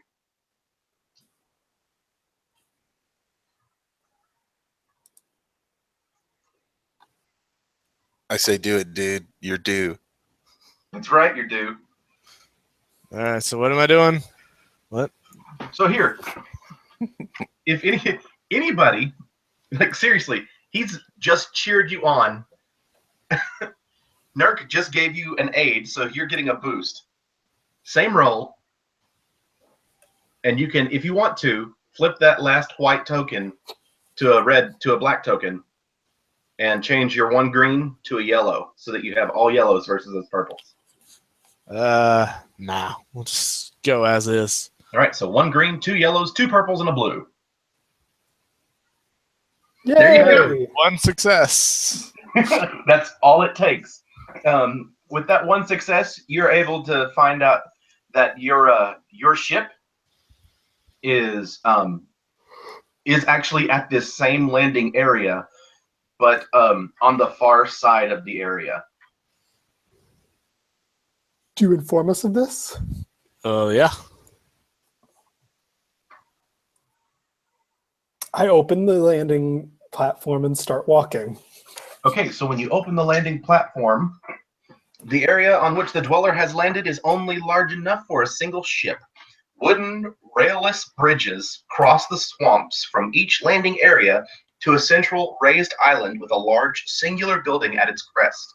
3 guards in environmental armor and breath masks stand to the side, away from the entrance, in conversation. When you say guards, do you mean like they're people that work here, or they work for Shadra and are guarding us? Make a perception roll, and you all can jump in on that.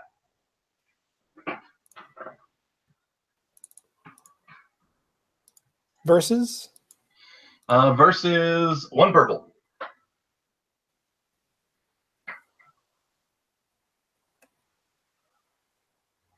Okay. All right. You all see that the way that these 3 guards look, compared to what you've run into, these guards look as if they're somehow, their job is to protect the area, not from people. Everybody who's coming through here is pretty seedy, but protect it from monsters that may be running up, monstrous creatures, and escort people from ship to ship, or from ship to the central building. So no, these guards are not part of Shadra's crew. And for the one of you who has 1 threat, that'll be 1 strain. And the one that has 2 threats,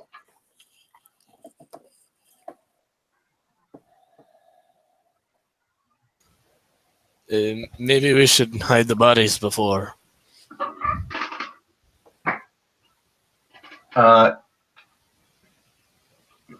let's see. Nurk, you will have a setback on your next that doesn't make any sense to do that for you. I was like, you're gonna have a setback on your next action. Your next action's gonna pass here in a second. Let's see.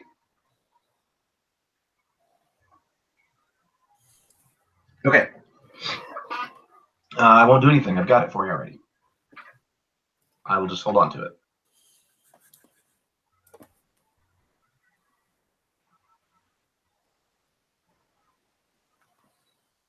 So what's your guys' plan?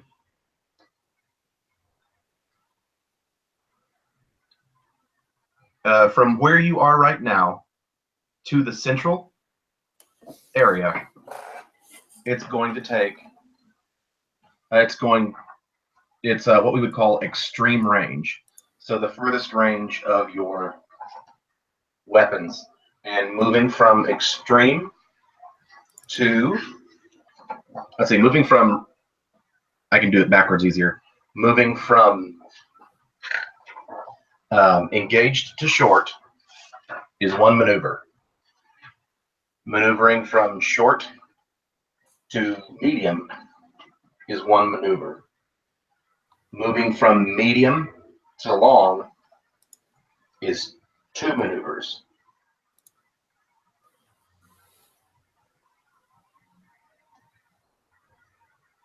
And moving from long to extreme is also two maneuvers.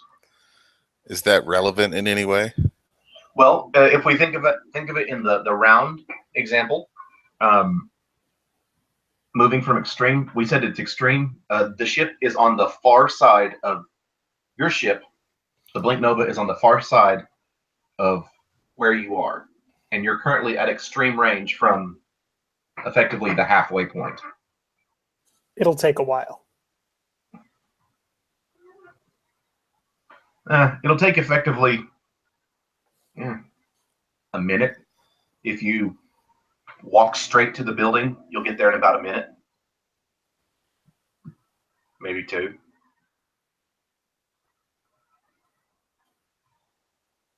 Somebody mentioned something about hiding the bodies. You want to do anything with that, or just close up the ship?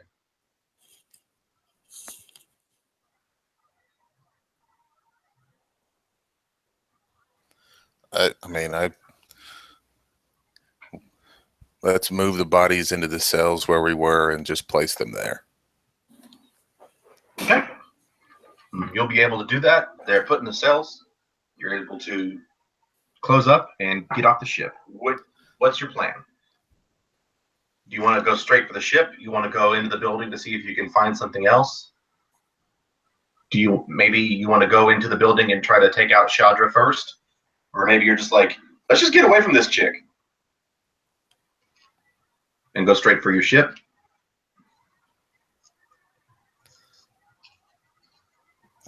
Nurk would definitely be interested in getting back to the ship. That seems like a good plan. All right. What's your plan? Do you want to be stealthy? Do you want to, if you go around the building, it's going to take you a little longer. If you want to go through the building, you can go through the doors and it's more of a straight shot. This building is pretty large.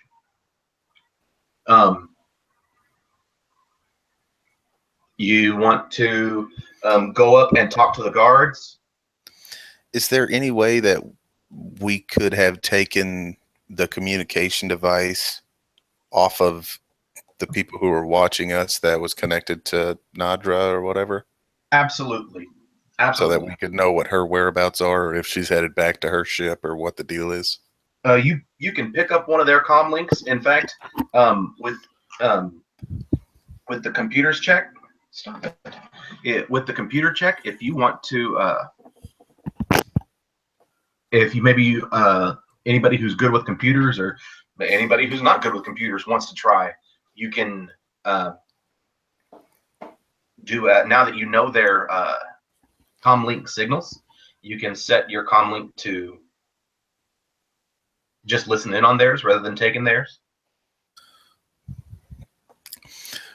Yeah, I think Nurk would probably walk over. What's his name? Lelbros? Mm-hmm. And kind of have his comm link up and kind of hold it out so that he could do it. And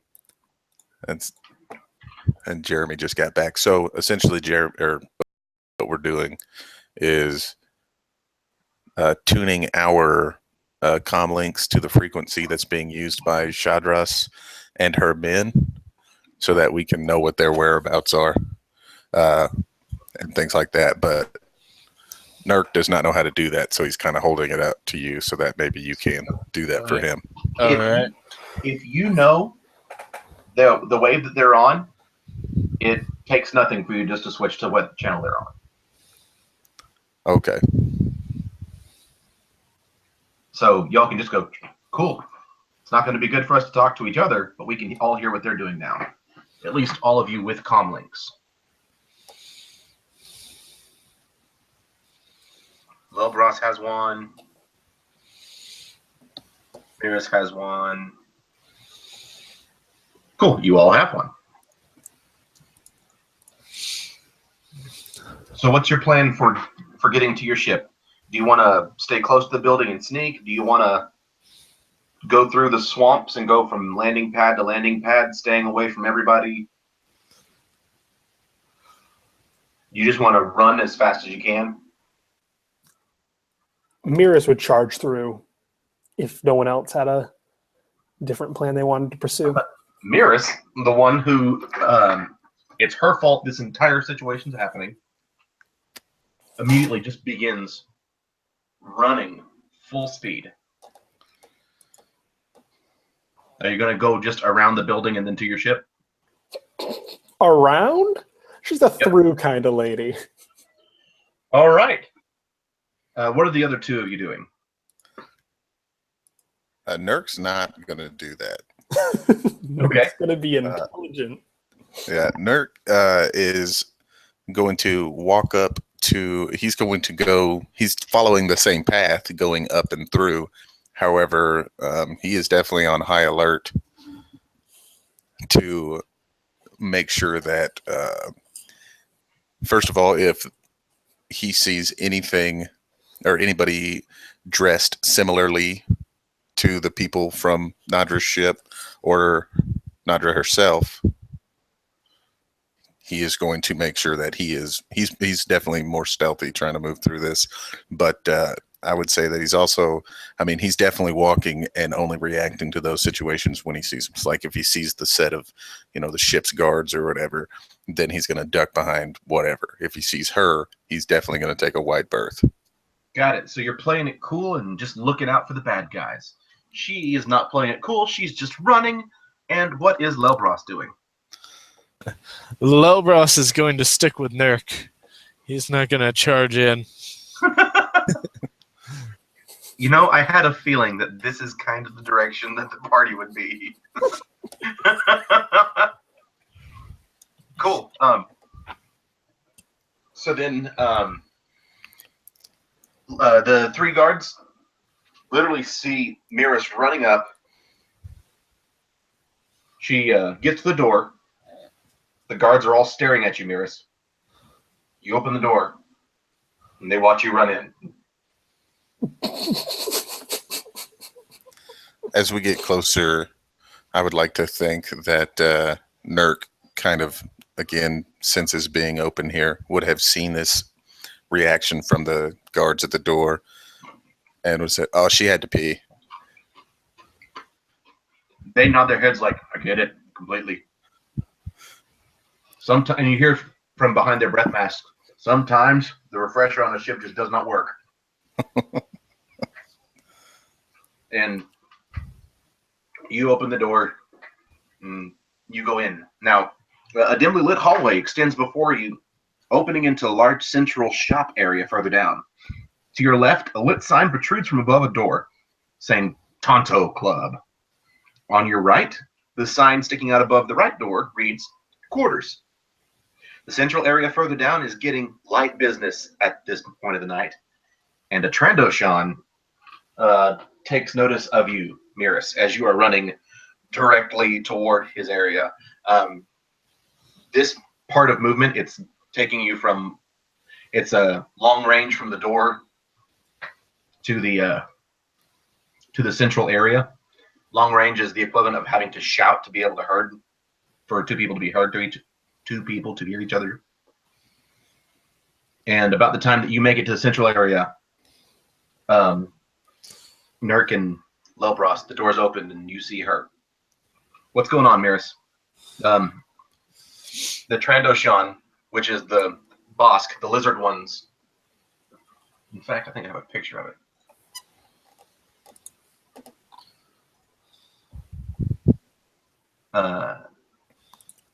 Come on.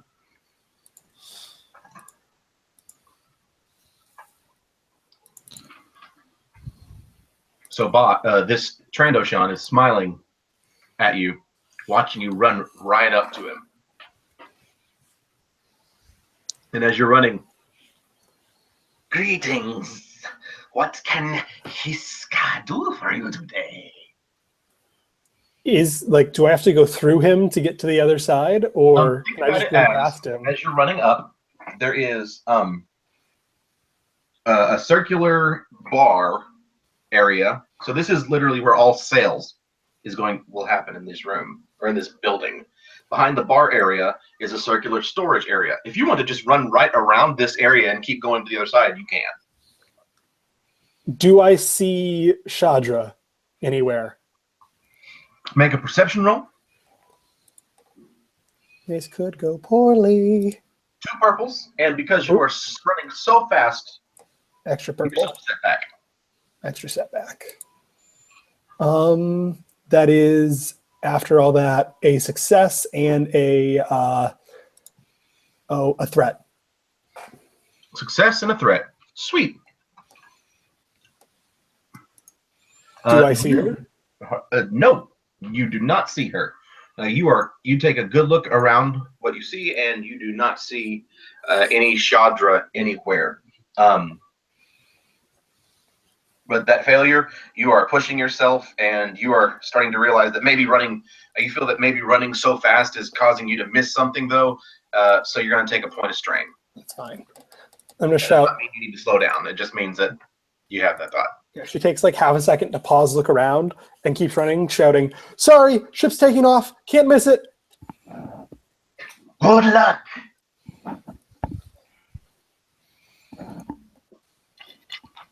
And then the same Trandoshan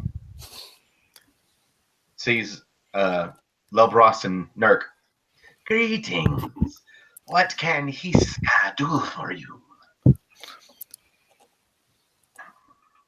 Nert looks at Lobros and says, yes, fine, sir.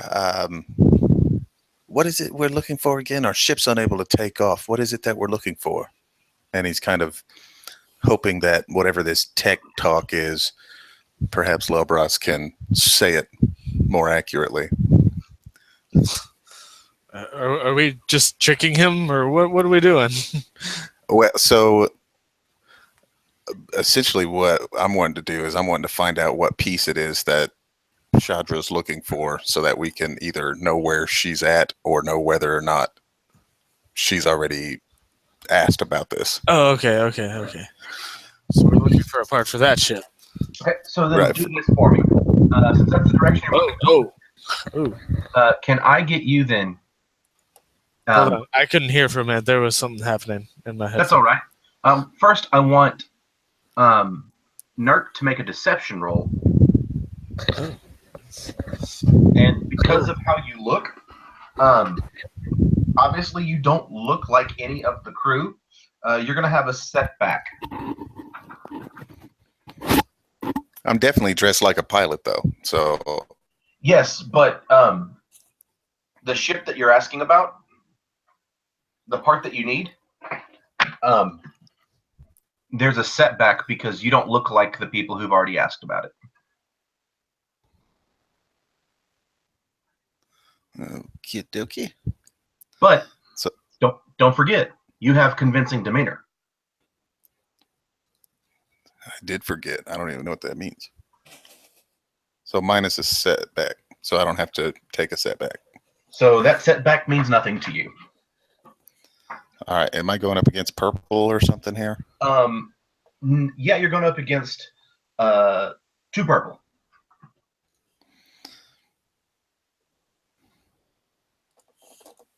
All right. No success advantages. And so the guy does not necessarily believe that you are looking for something. He does not believe he's not necessarily believing your deception at the moment. but he does not believe that you're necessarily lying to him to set him up. But with those advantages, you could absolutely give those to your next buddy. Is he not somebody who's trying to sell stuff? He absolutely is somebody who's trying to sell stuff to you. Then why would he care what I look like if I'm willing to give him credits? Because well, you don't know right now. Okay. So that would immediately raise my suspicion. The fact that it matters to him that he's not giving me the information. Sure, I'll give the bonus to Lobras. Okay.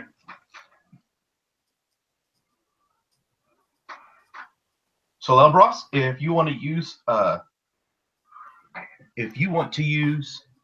the same deception, you will have 1 setback, but you'll have 3 boosts. All right, yeah, I'll try a deception. And just yeah, we need a hyperdrive column unit 673X. If you've got one, that'd help.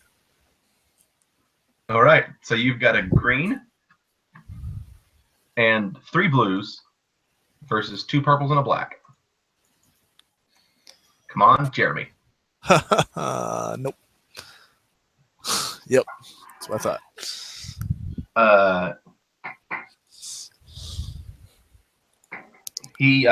His smile remains on his face, but his eyes do not look as inviting anymore.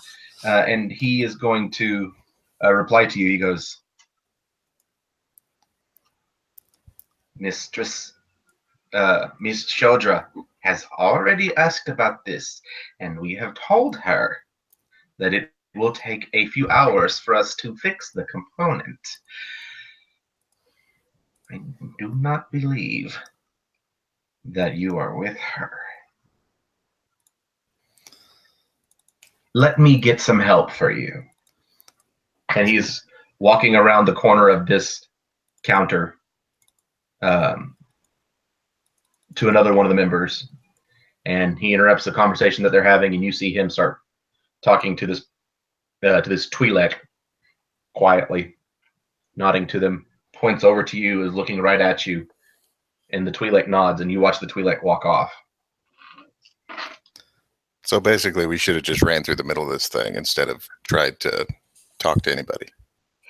You could have. You just didn't have great rolls.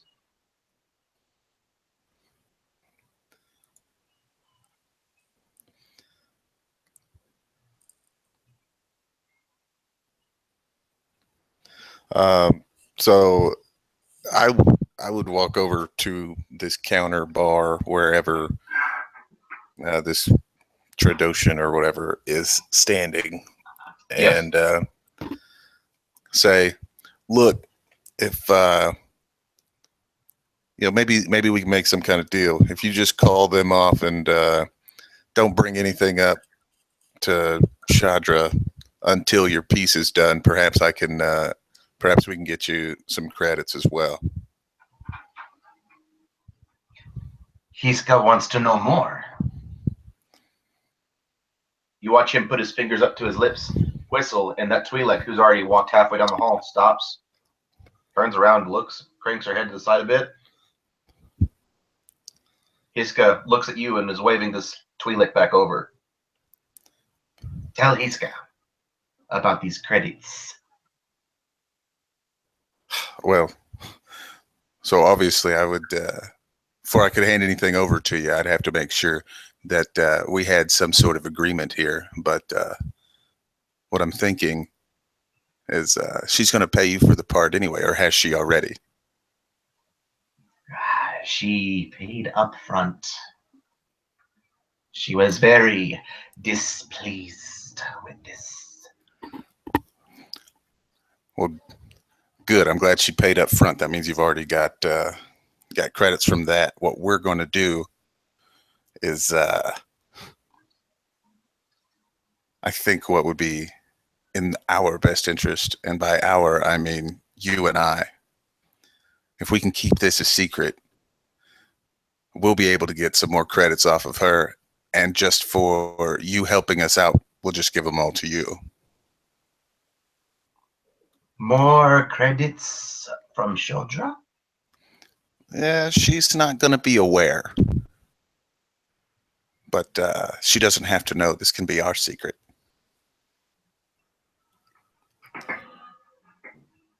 Tell me how. Tell Hiska your plan. If Hiska likes your plan, you and Hiska have deal. And he kind of turns his head to the left and the right, and he's looking around, and he kind of leans in. And he says, do you know why Shadra's here? Yes. Hyperspace drive broke down.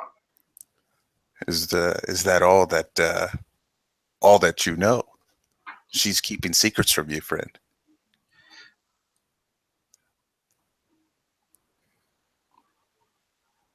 Make a charm roll. This is going to be versus 2 purple.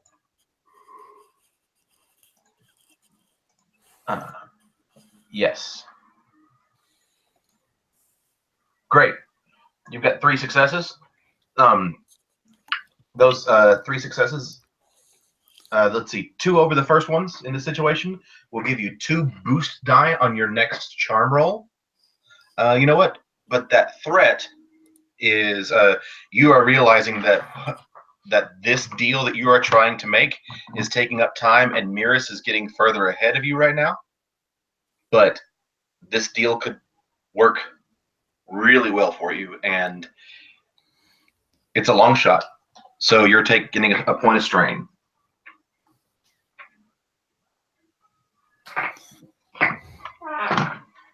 So Hiska is very interested in your deal right now. What's your plan?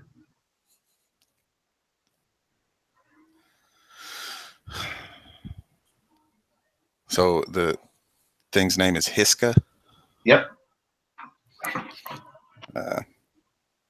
Says, look, Hiska, there is something on this planet that's very valuable to some very wealthy people. And Chandra has been tasked, and he kind of smiles, with bringing this value to someone very important. Now, she stands to make quite a bit of money. Don't you think that if you're helping put that ship together so that piece of value makes it home, don't you think you should get more of a cut than whatever lousy credits she may have already given you? That is good idea. Hiska, like you're thinking. So, are you suggesting Hiska charge more for work, knowing Shadra get paid more when she leave? I'll leave that up to you, friend, but she's got a lot more money in the bank than she's leading on. Or credits in the credit vault stick. Credit vault stick. You could, I don't know. You could say that the part is taking a little bit longer to put together, and so just the labor is it's going to take a little finer credits. And don't let her lie to you. She's got plenty on the way. How Hiska know you good for this? This seem too good to be true for Hiska.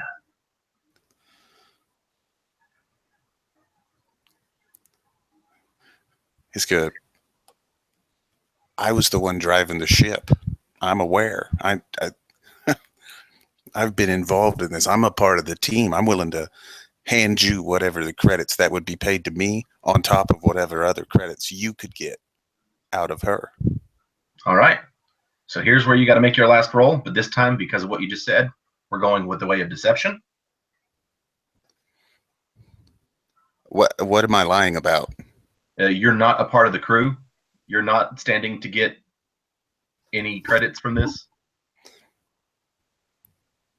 All right.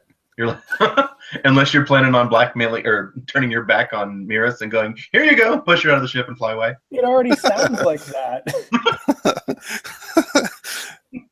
This one little furry boot kick you off the ship right as we take off. There's this very valuable thing on this planet, and we're going to give you some of the reward money for it. Isn't that me? So Shh, you're not around. So it's discipline. It's not discipline. It's deception. You have 2 blue boost die, and you have and it's versus 2 purple. So deception roll plus 2 blue plus 2 purple.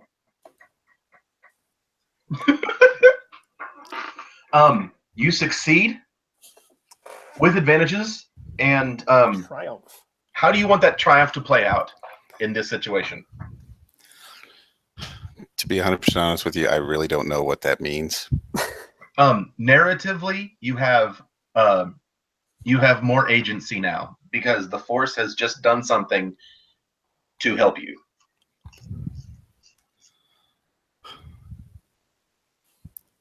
So, I mean, I just kind of leaned over here. I guess, if nothing else, perhaps any skepticism that could have been in Hiska's head is just completely gone, and maybe she's way focused on the possibility of being rich. Absolutely. She is a lifelong friend of yours now. You have just made a lifelong friend out of Hiska All right. on Nar Karga. Sweet. Hiska will take your word. Yes, this make Hiska very rich. Hiska maybe get off this planet. Yes, thank you. What's your name? And he extends out his hand and he says, "I'm Joy." Joey. Hiska will remember this day, Joey. Very good. You've come running up to the ship, and the landing bay, is up.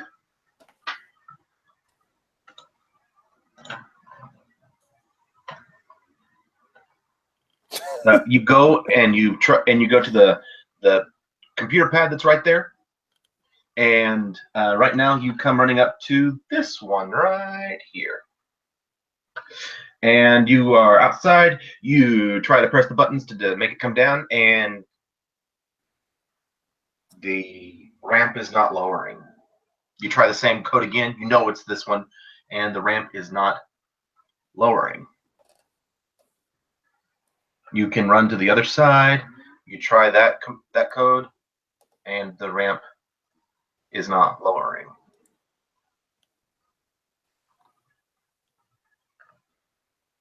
God damn it. She spends a good 3 minutes processing the fact that Shadra has reprogrammed our ship.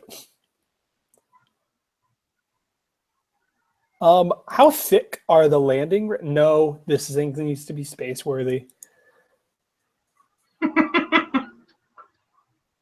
So I have a question. Okay. Subtlety, my massive gun, has the tag Pierce 1. What does that mean? It means that whatever their soak damage is, or whatever their soak rating is, it's lowered by 1 whenever hit by your gun. Okay. God, I didn't think this far ahead. Can I try to brute force it? I'm just punching in all the things I can think of. Is that a computer's thing? Just start trying. Oh, you want to try to hack it? Yeah. All right. Hack. It's going not hack to pieces.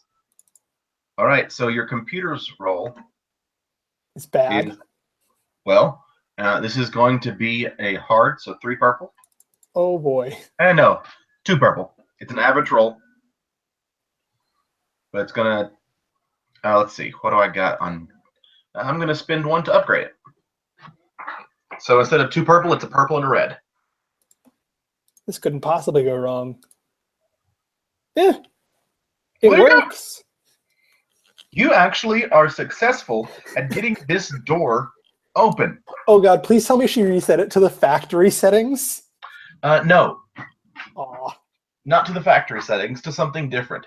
And you're able to figure it out how to do it, open it, the ramp opens, 0, 0, 0. and 0. from the inside you hear, hey, did you hear that? Oh, these poor bastards.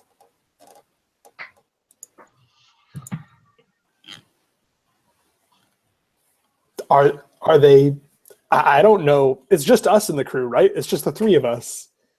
Yeah, but you're not there. Your friends are not with you. I know, but like there aren't other crew members that might be on our ship, right? So whoever's on our ship is our enemy, and I'm gonna shoot them as soon as I see them with my giant gun. Okay. So that sounds like a cool roll to me. So go ahead and roll cool.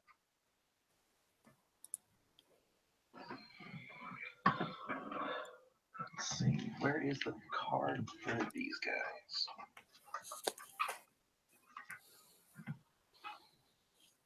Oh, sweet.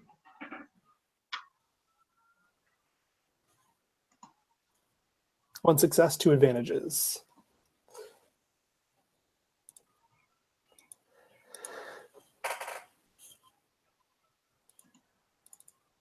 Oh, I don't need those purples.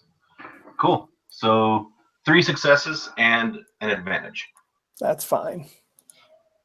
So they're going to go first.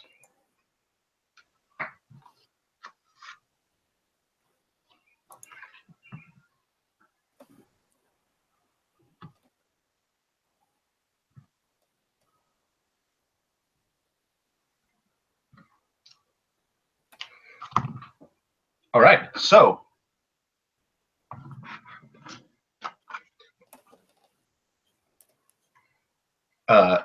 let's see. You know what? I'll give you the benefit of this. Can I get the other 2 of you to also roll cool for me? No, the other 2 you need to roll vigilance for me because you're surprised by this attack.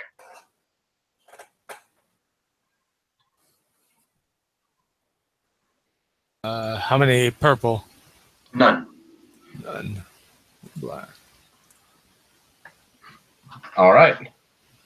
So it's going to be NPC and then all 3 PCs. Since we know that it's extreme range from the building to the ship, you are all a part of combat right now.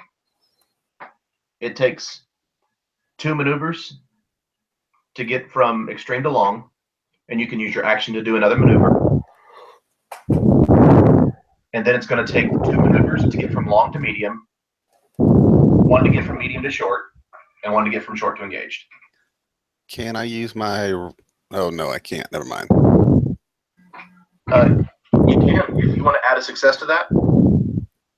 Yeah, if I had a success at the cost of a strain. You can do that. Okay.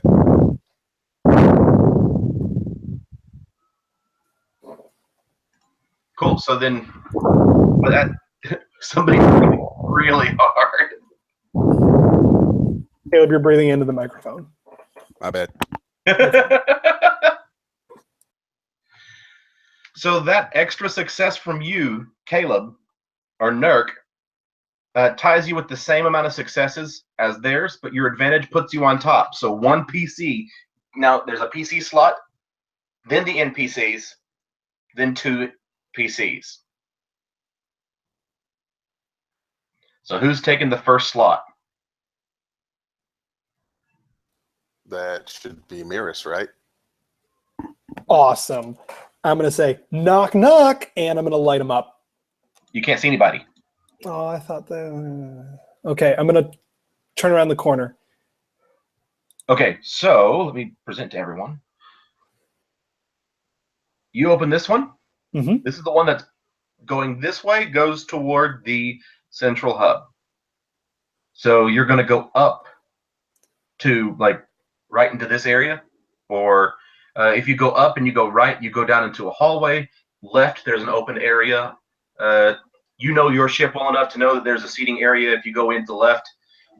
So you, it's likely that if anybody's sitting around, that's where they're sitting around. You've got All right. bunks to the right down the hall. I'd like to go into that seating area. Cool. That's going to take you My- to get there. It's going to take you 2 maneuvers. If I'm like standing in that little crossroads area, can I see anyone? You can, but from where they are, they have these boxes right here in the way, giving you a setback die. All right, I'll take the strain to move up. Okay. So now I'm like behind the boxes. Yep. So now the cover is yours, not theirs. But before I take cover, I'm going to say knock, knock, and I'm going to light them up. Okay. You also have auto fire on your gun. Yes. What does that mean? It means if you want to voluntarily increase the difficulty by 1 purple, every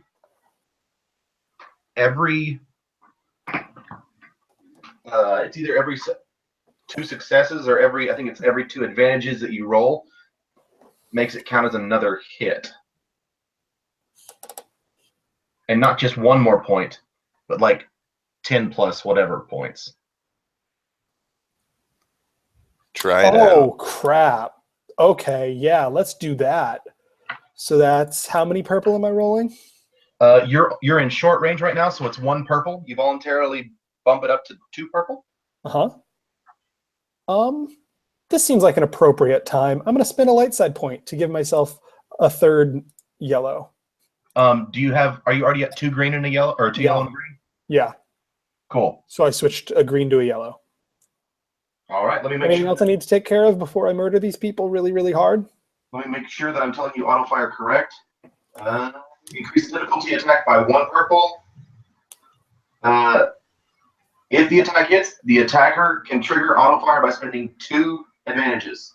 Auto fire can be triggered multiple times. Each time the attacker triggers auto fire, it deals an additional hit to the target. Well, crap. Oh, well. Yeah, that's 2 successes. Okay, I think so that does 12 damage. does 12 damage. Because subtlety is 10 damage by default. Mm-hmm. And let me set up. Oh, and it's Pierce 1, so right. their soak is reduced by 1 as and it's loud as hell.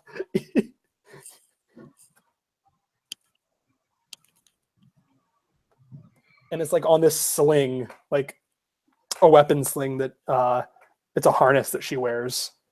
All right, so you just did 12 damage. 12 damage. You kill 1. Oh, wait. Are they within short? They're within short, right? Yes. 13 damage, point blank.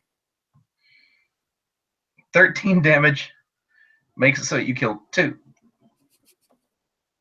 They have soak 4, and Pierce reduces it to 3. So you've killed 2 of them with that shot. How many were there? There's 3 of them sitting there. And then she ducks behind the crates. That's it for me. Okay. So the two of you are both. Let's see. The NPCs have to go first. There's one, and you hear, "Oh shit!" And he turns the corner, and actually no, he's gonna spend all of his maneuvers to run past you and go down the hall behind you. And in fact, he will take. No, he won't. He can't take strain. So he's going to do maneuver and action to go from short to short, and then continue on down the hall. In fact, you are able to watch him, and he doesn't. You know what? Let's do that. He runs down the ramp. He's getting off of this ship. Good. So that puts him off the ship completely and not even under the ship. The two of you at extreme range, and he's at now long range for you. If you want to spend 2 maneuvers, then you could actually have an action. Both of you would have an action left over to shoot that guy. But you would have to take the 2 strain to get the extra maneuver. Or you can just say, screw it. I'm going to use my maneuver and my action to run toward the ship.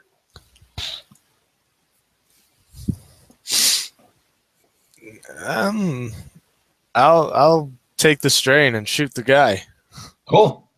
That puts you within medium range, so it's you're using ranged light versus 2 purple. Oh yeah, let's look at this.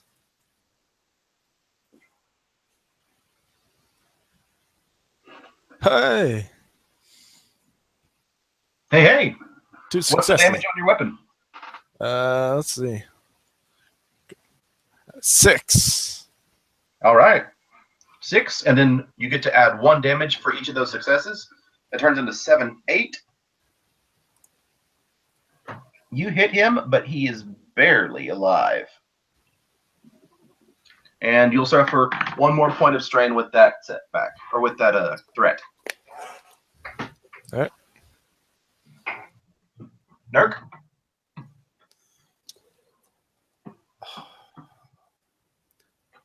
All right, so it's 2 strain to get 2 maneuvers and take a shot. Yes. Okay, I'm gonna do that too, I guess. Does it cost any of my economy to switch my gun to stun? No. Okay. What is the effect of the stun? Minions do not suffer strain. It all affects their wounds, but instead of having a strain threshold and a wound threshold, it all goes against their wounds. And if you want to attack them with a stun setting of a weapon, then you can not kill them, but instead incapacitate them. Okay. Let me ask you this. Could I do 2 maneuvers and then use my action to also move? Absolutely. Would that get me all the way to the ship? No, that would take you out of the extreme into long and put you halfway to medium. All right, I'll just do move, shoot. Okay. So that's all right, and that's up against 2 purple. Yep. Fail with massive threats. Okay, those massive threats are going to give you on your next roll a setback die. Okay. And that's the black one, right? Yes, that's the black one. Okay. Cool. And it goes back up to Miras. Or anyone else who wants to act first. Or anyone else who wants to go. Yeah. Sorry. Oh, thought I had muted myself. Sorry.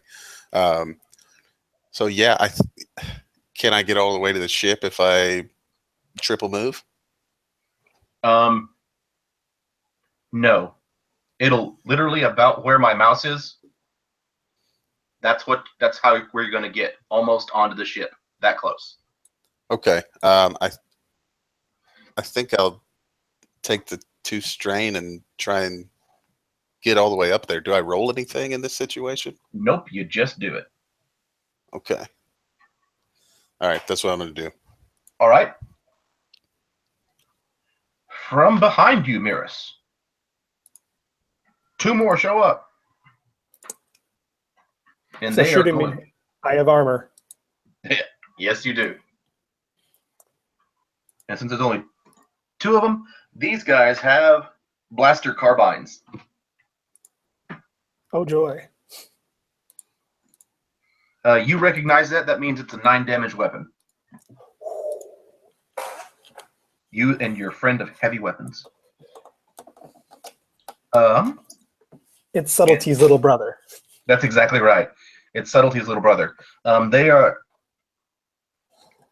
coming after you, and they are using the stun setting. So are they hitting my Strain. strain instead? Oh. Does soak still apply? Yes. You don't have any armor. Yes, I do. I have armor. A success and an advantage. So that's 10 points of damage to your strain. And as they're shooting at you, you hear from further in there, "Don't kill him! Her. Her!"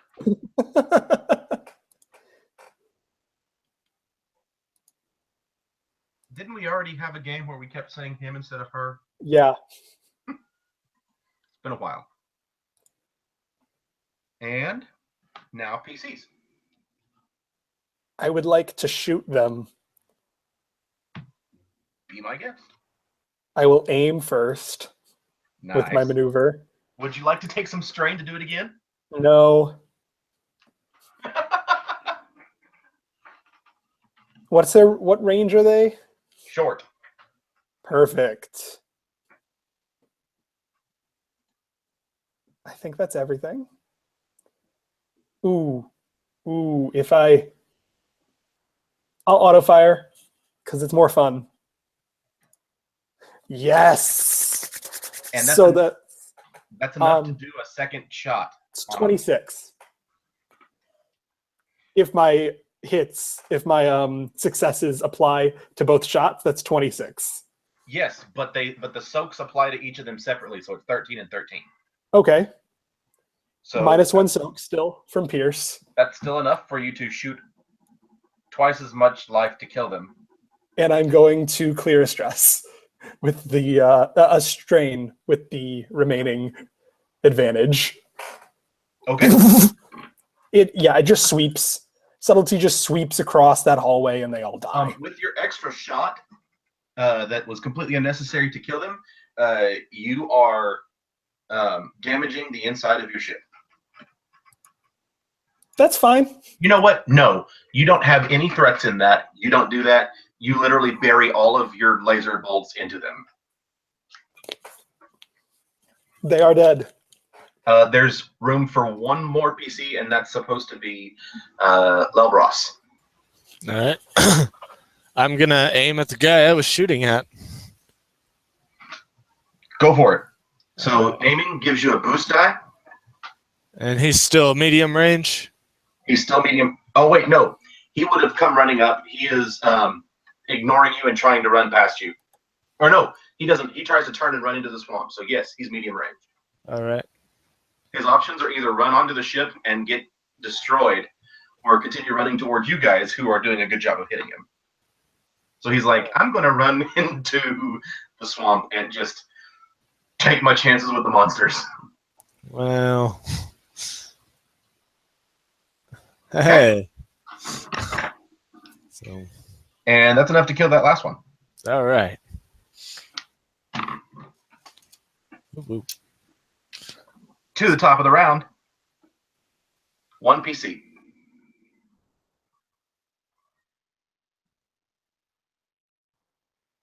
Would anyone else like to go? Miris, you know that there's more people on the ship still. Because you heard from behind those two that just showed up, "Don't kill her!" All right. Can I guess I'll go. Can I maneuver, walk down the to the next little crossroads there? Yeah, right there. You can. Who do I see? Who are my next targets? Okay, that'll take you from, that's the equivalent of going to medium range. So that's going to take 2 maneuvers. Now, if you want, you can go, cool, maneuver, and I'm going to use my action to move as well. Can I see people if I only go to short? If I go half that distance? If you only go to short, you see no one. What if you go into that little closet? Is that still short range? That's what I'm thinking. That will still be short range. But could they shoot me from there? Only if they come to right here. There's no holding of actions in Star Wars, is there? Correct. Hey guys, if they're all dead, they can't give me more strain. I'm going to take 2 more strain. I'm going to be here, and I'm going to kill everyone. I'm going to be in that crossroad. Yeah. Who do I see? Nobody. I feel betrayed. I feel betrayed. There's a ventriloquist on this ship. It came from behind them. The only behind them is here.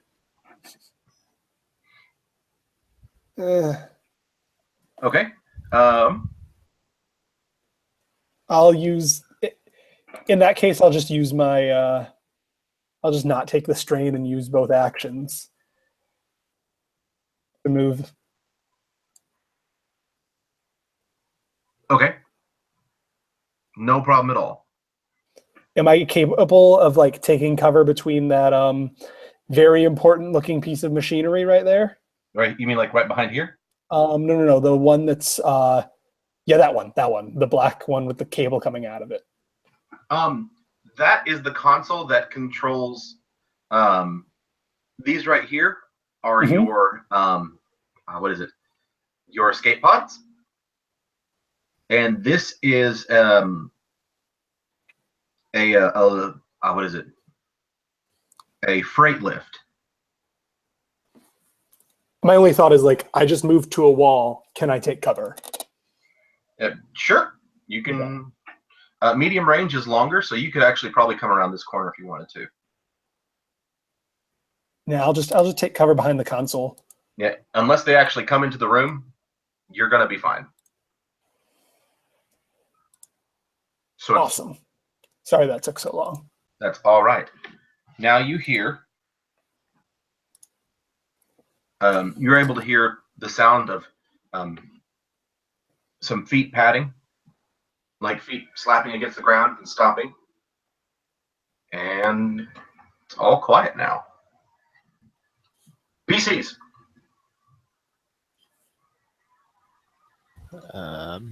Moving towards the ship. Cool. You aim blast rounds, so you didn't gain any more. So you're at large. 2 more movements put you at medium range of the ship. So are you going to spin? Are you going to do the 2 moves? Yeah, unless I have to spend strain. I'm not going to use strain. I'm just going to get to the ship. Okay, so then you'll use your maneuver to move, and you'll use your action to move. Yeah. Nurk. So I'm right outside the door, right? Right. I don't see anybody at the top of the ramp, do I? You do not. So I think what I would probably do, seeing that one of the guys already ran out, I assume Mirrors is in there tearing some asses apart. My goal is a little bit different, so I'm going to stealthily attempt to make my way up, moving very slowly, trying not to draw any attention to myself. Where's it your goal to head? To the cockpit. All right. Do you want to go through the seating area, or do you want to go through the lower half of the ring? The seating area is shorter. I think I would go the direction that I felt like I could most easily be sneaky through. So I think that's probably the seating area. Okay. Cool. Make your stealth roll for me. And I'm doing this with whatever the negative thing is, right? Yes. Set the one black. What's the difficulty? The difficulty is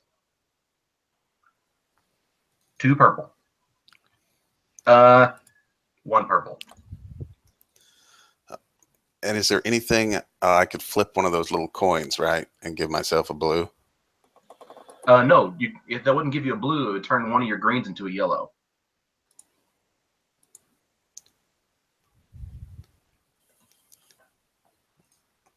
God damn it.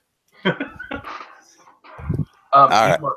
You get up to the top, and you are not necessarily successful at being sneaky. But you get to the top and you don't see anybody. So you fail, but there was nobody there to fail against. Okay, and I'm gonna remove some strain with that advantage. Okay. And Lobros, you took 2 maneuvers, right?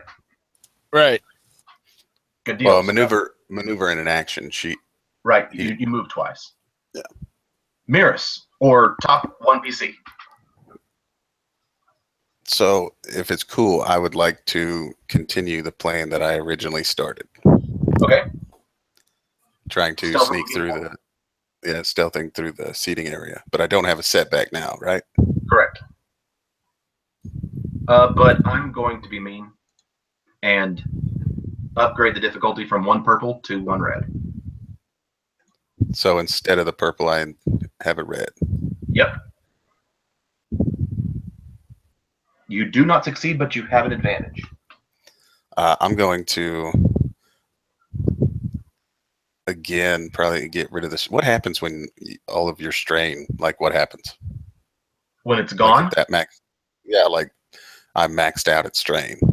Oh, then you fall unconscious.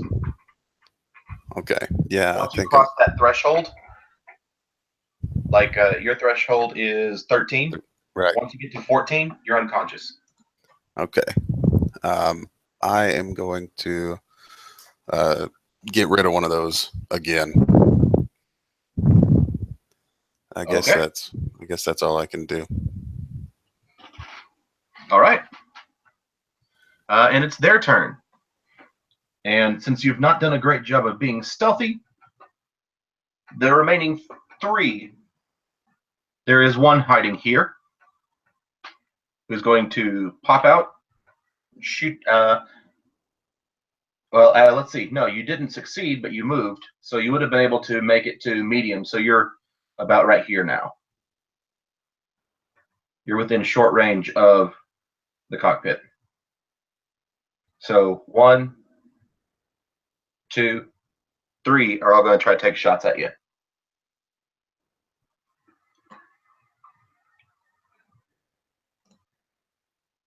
And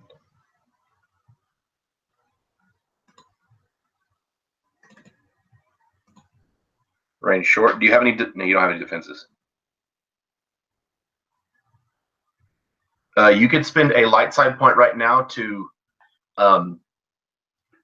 upgrade the difficulty of my roll.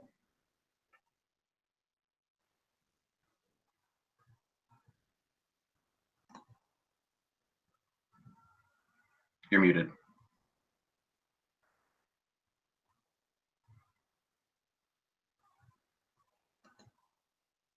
Okay. I did. I spent the light side point. All right, here we go. 2 successes and an advantage.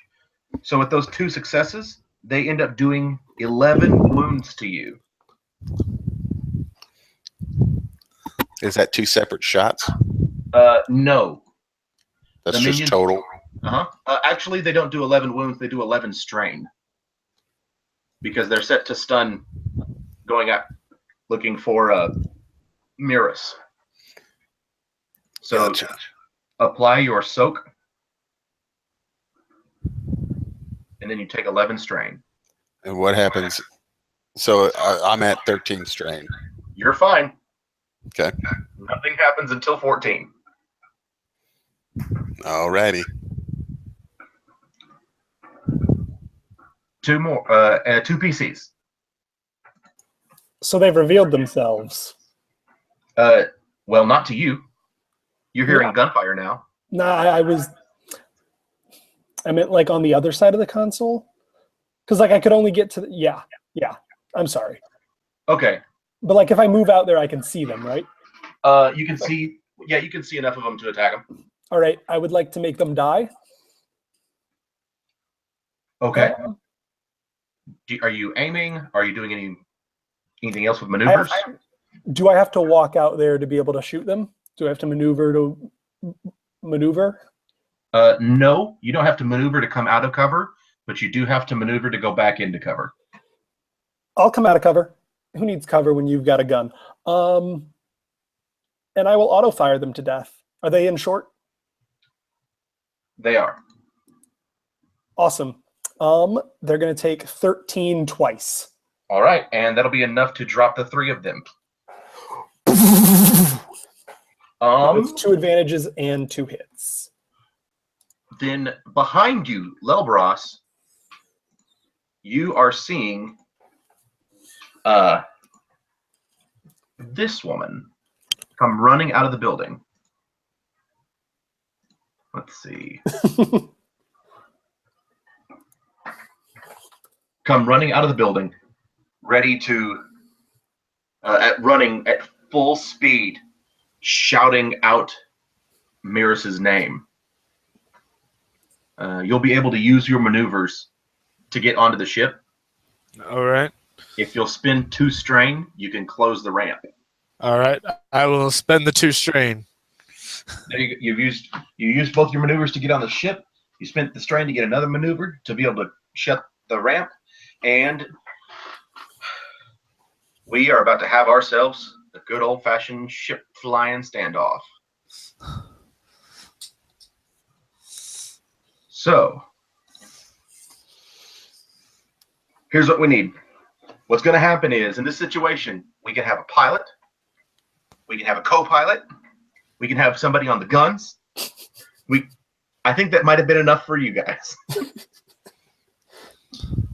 Are there any other roles? Yes, there's somebody with the YT 1300, which is basically the Millennium Falcon. For those of you who don't know it by those numbers, don't worry, I continue to call it the YT 1200. For what it's worth, this is my ship. And while it is similar to the Millennium Falcon, the part of the Falcon where essentially the head of it would be, how it's got the rounded back and then the 2 spears that step out forward. This one actually comes to a singular point. It almost looks like a teardrop. And okay. And so that, but other than that, you can say it's the exact same. But it does not look like the Millennium Falcon for franchise trademark purposes. So it can't be used to do what it's built for anymore. It can't freight. Oh, it can. The freight goes in the back. Let's see. You have a place for 1 pilot, 1 co-pilot. You also have a dorsal and ventral turret. That's the extent of what people can do.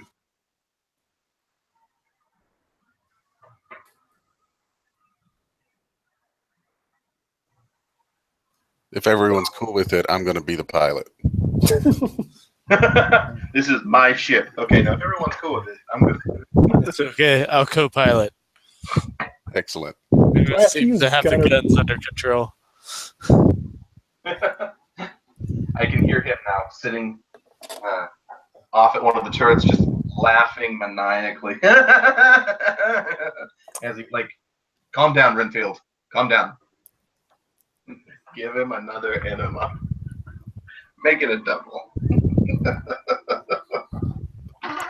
I'm sorry, that's all me.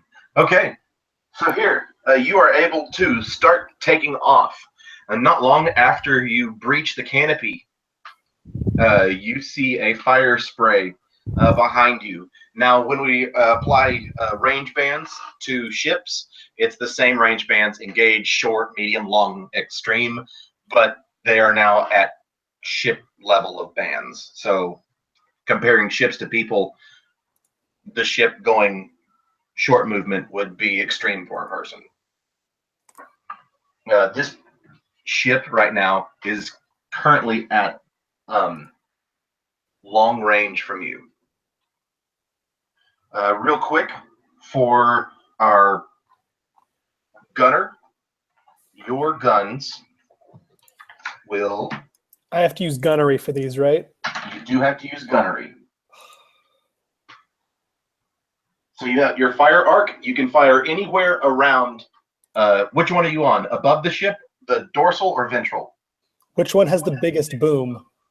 Both the same. It's just, are you on the top one or the bottom one? Bottom one. Okay, you're on the bottom one. Your damage is 6, and your crit is 3, and your range is close. This is all relative, though, right? Those guns are not going to do you any good if they're at medium range. They have got to get closer to you before you can hit them. Gunnery. What is it called? Medium laser cannon. And special abilities? Nope. Okay. And 6 damage is relative, right? Like, what do you mean? So, like if you hit a person? Outside the ship, right? If you hit a person, then we multiply the damage by 10. Good. Because like you said, she was shouting at us from outside the ship, right? That was before you took off. Oh. And there's hearts. Good. Some options for you when you have maneuvers. Pilot, you can accelerate or decelerate. The big thing about flying a ship is you have some numbers, and you have full control over the difficulty of what your piloting skill is now.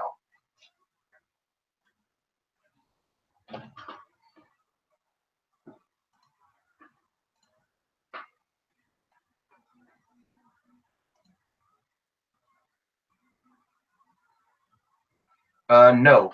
Piloting space, Lilbros has 2 green, and Nurk has 2 yellow. We're not in space right now, though, right? In this ship, it counts as space piloting.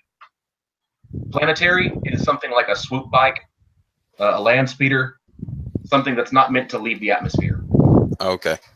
So even if you were fighting TIE fighters within the atmosphere, that's space flight, planetary, or piloting space. Okay. Caleb, here's some stuff for you to write down real quick. All right? Silhouette 4. Speed 3. Handle -1.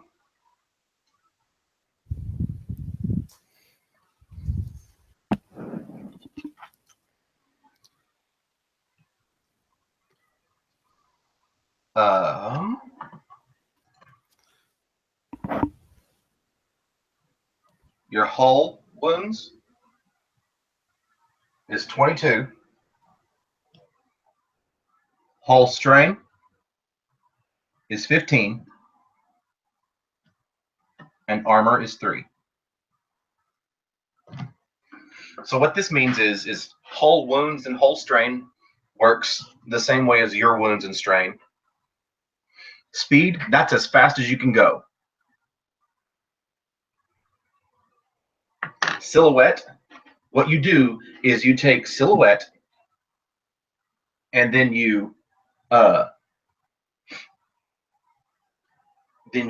and that's your difficulty die. So piloting right now is going to be 4 purple. But you take whatever speed you're you take your speed. I'm sorry. And whatever speed you're going, that's how many is going to be the die you roll. And then half of your silhouette is the upgrades. So for instance, if you're going speed 1 and your silhouette is 2, then what you'll do is you'll take the higher of the 2 numbers, the 2, that's how many purple you have. And your speed going 1 rounds up. You have, instead of 2 purples now, you have a purple and a red.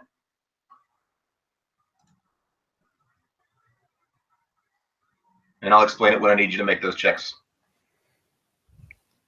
Okay. Just know that if you want to go faster, the difficulty then starts to get harder to do things. And things I can do in a ship other than fly away. For instance, accelerating and decelerating, that takes a maneuver. Um,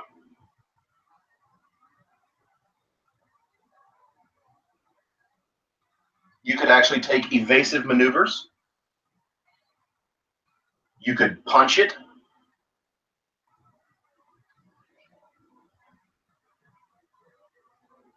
You could gain the advantage.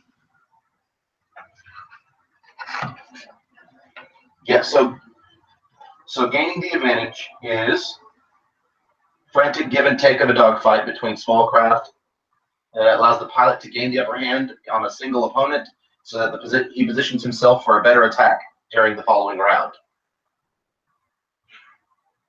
You make a piloting check, and the difficulty is determined by relative speed of the ships or vehicles involved in the attack.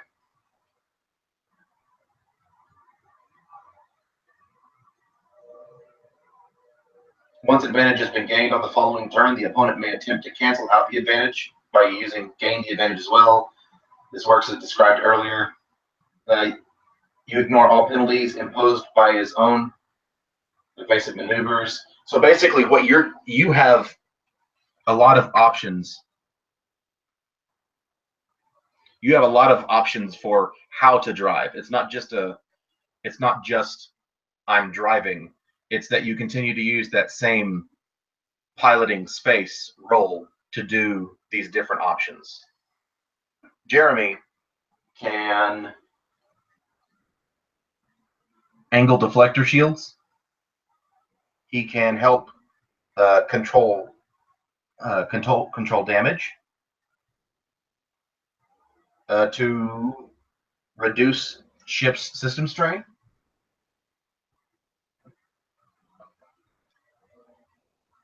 He could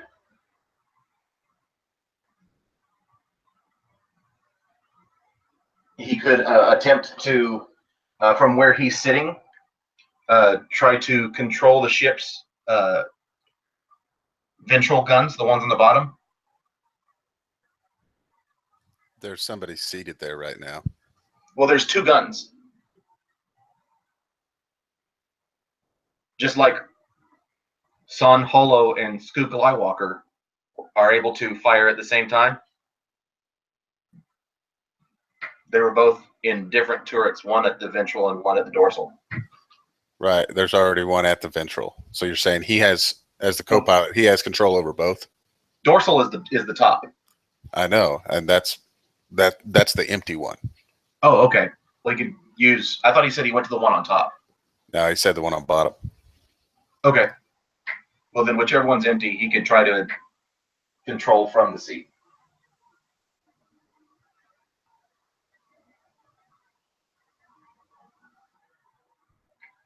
So, everybody roll vigilance for me.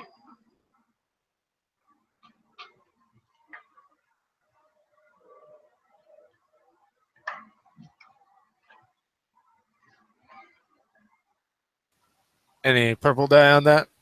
No. All right.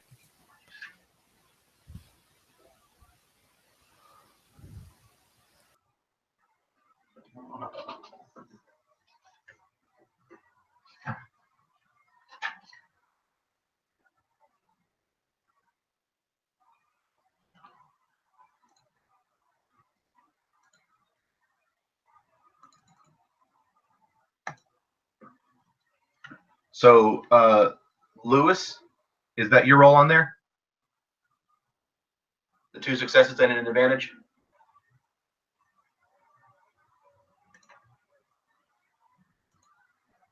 That one's me. Or unless Yeah. Lewis And also then has. below that is 3 successes, Okay. and below that is 2 successes and an advantage. Is that you, Lewis? Yeah, you're muted, Lewis. I'm muted. There we go. Yeah, I accidentally had 2 purples and a boost there. So that would No, they mean canceled each other out anyway. The dice that shouldn't be there canceled each other out anyway, so it's still 2 hits and an advantage. no, the 2 purples shouldn't be there. So that what you see, the boost shouldn't be there either. Yep. I see. Perfect. So then it will be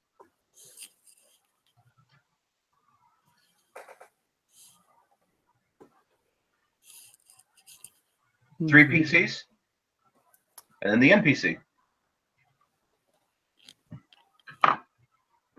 All right.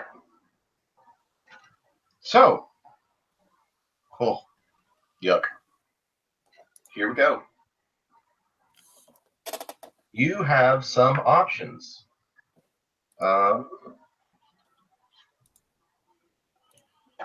What handling means for you, Caleb? It says handling is a -1.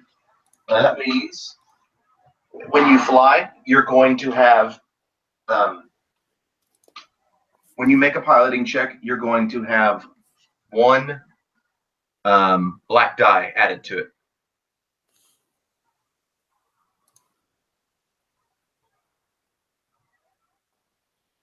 So y'all working together and narrating how you're giving each other boost die is going to be a big deal in this fight.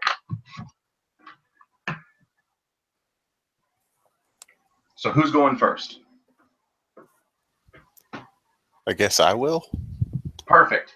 So since you're going to go first, right now, let's say that you've all taken off already, and we're going to put you at speed 2. We're also going to put her at speed 2. But you know that she can gain on you. Do you want to try some evasive maneuvers? Doing evasive maneuvers upgrade the difficulty of the die pool once for all attacks made against you, but it also upgrades the difficulty of all attacks that you make against those, because all that juking and jiving is making it hard for Miras to lock on.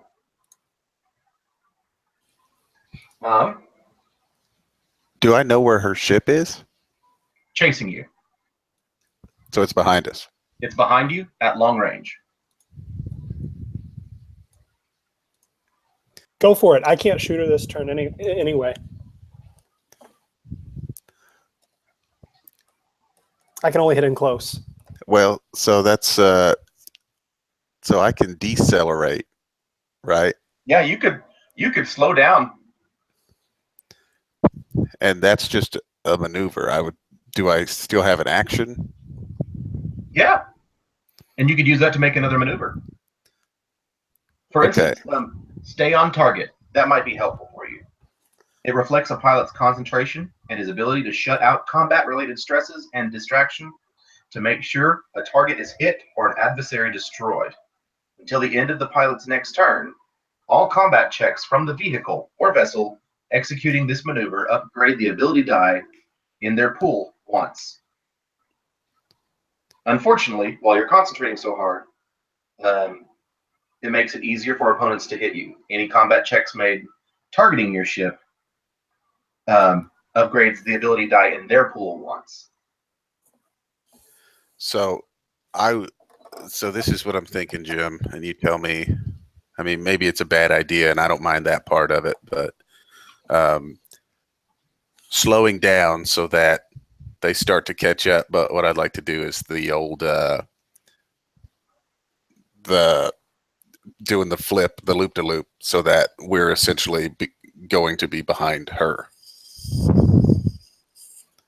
So slowing down, she catches up, and then I don't know if that's evasive maneuver or what, but essentially flying straight up and doing a full loop so that now we're behind her. Okay, well, think of it like this then. Let's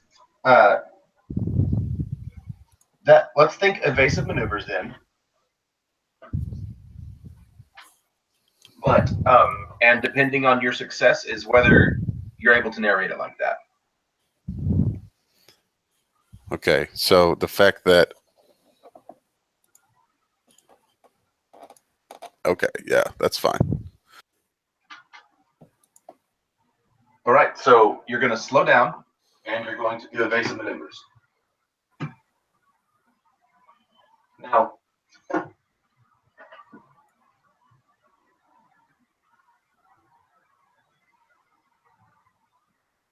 So you tell me, obviously I know my dice, you tell me what I'm going up against. okay, so here's something. I apologize. Space combat is the coolest part to me in all of Star Wars, but it's the one that I'm the least familiar with. But I didn't want to take that away from you guys because of my lack of knowledge. Decelerating and evasive maneuvers are what's called pilot-only maneuvers, and you can do only one of those around unless you want to suffer. Unless you want to suffer 2 strain to the ship. Yes. The ship can take some strain. Yep. You have 15 hull strain. My lack of knowledge of what we can do and how to make everything work together is going to make this That's all. wonky. That's all right. Well, because I feel like there's probably something that makes more sense in this situation to do, but I have no idea what it would be. So,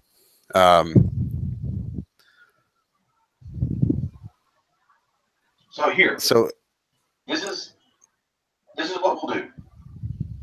Because it's a pilot-only maneuver, and it involves taking 2 extra strain.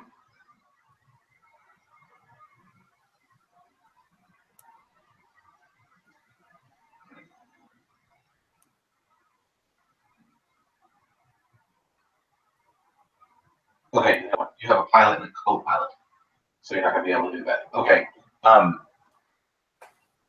Then all of these maneuvers are cool. Then let's do this. Let's angle deflector shields. Then that's Jeremy's thing, right? Jeremy can also do that. Jeremy can handle whenever the ship gets hurt. He can start to work on controlling damage and issues that happen throughout that. He can also there are those.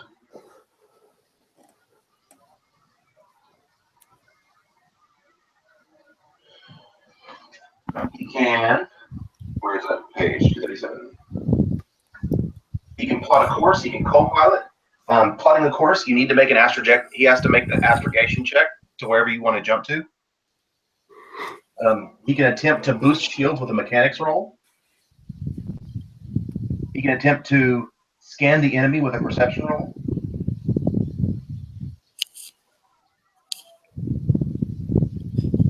He's got lots of stuff that he can do still too. So let's say instead I wanted to get out of the atmosphere of this planet. Okay. Do I just, instead of decelerating, accelerate? Sure, you can accelerate to 3. Okay. So we'll go faster. Okay, so you jump to 3, and by jumping to 3, he's at 2, and excuse me. Pushing it to 3, you are at long, so now you're at long and a half. That means because normally it takes 2 speeds to jump to the next range band, so you're at long and a half. So then, what are the rest of you doing? Or wait, you're still doing accelerate, and you're doing.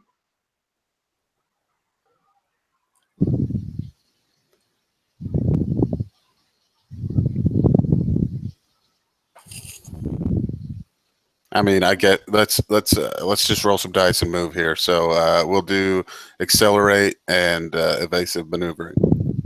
Okay, so then do this for me. I need you to make so it's going to be the piloting check. Okay. And you're trying to go to 3, so it's 1 purple, 2 reds, because your speed is 3, that makes 3 purple, and because your fluid is 4, half of that is 2. That's what we upgrade.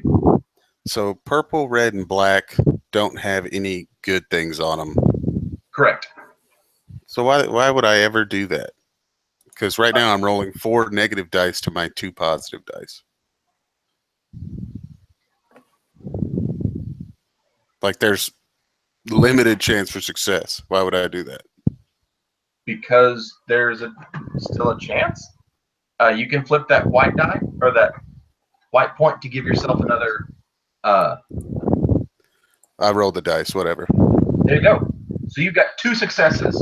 You are easily able to speed up and get yourself into a situation for evasive maneuver. So you're going at speed 3 now. You are shucking and jiving. You are doing everything you can to get away. But with those 3, you are going. Your ship will take.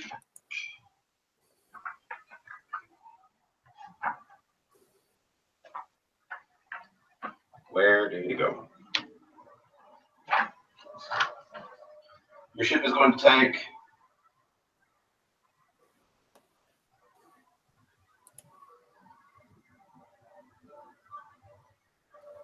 I know you're doing a really good job, but it's making it so that you're not able. Well, it's still making it a little bit easier for him to catch up or her to catch up to you. So she'll have a boost die on her next piloting check.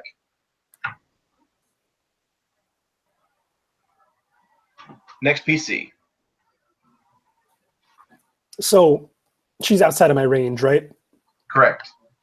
What can I do otherwise then? If you want to hop out of the turret right now, you could.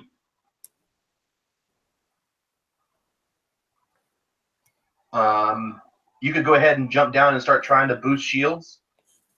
Maybe you're trying to jam her comms. Is there a way to interfere? Like, I know I can take the help action, right? To give a boost die. Is there a way to interfere and give a setback die? No. Okay. That does not exist. You could scan the enemy by making a hard perception check. Let's go for that then. Okay. You run over to that console that you hid behind earlier, and you are going to make a perception check using the ship's computers at 3 purples. That's a failure and a threat. All right.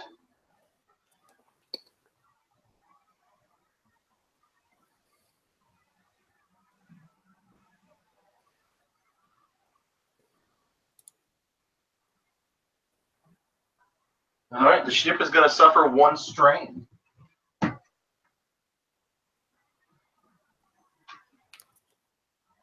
Jeremy. All right. Ship only has 1 strain so far. No. What? How much strain did we have? You have 4 now. What was the maximum? 15. Oh, wait. No, you have 2 now. My apology. Okay. All right. So I guess I'll angle the deflector shield in the other ship's direction. Okay, and don't forget, we also need somebody to plot the course, make an astrogation check. Oh, crap. I didn't hear that part. Okay. Then I will do that one. Let's see. All right, so it's astrogation with 2 purples. All right.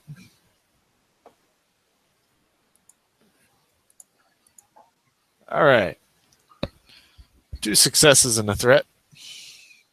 All right, that'll be 1 more point of strain, but you have now plot a course to get out of here, and it will make it easier on the next piloting check that Nurk makes.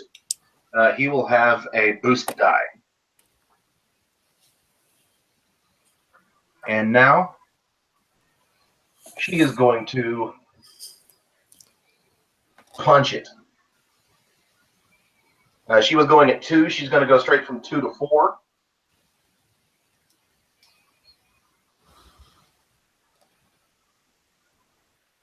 Her ship takes 2 strain.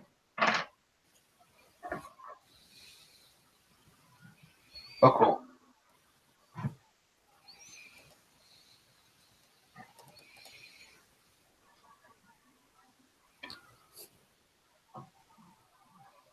And she is then going to attempt to fire on you.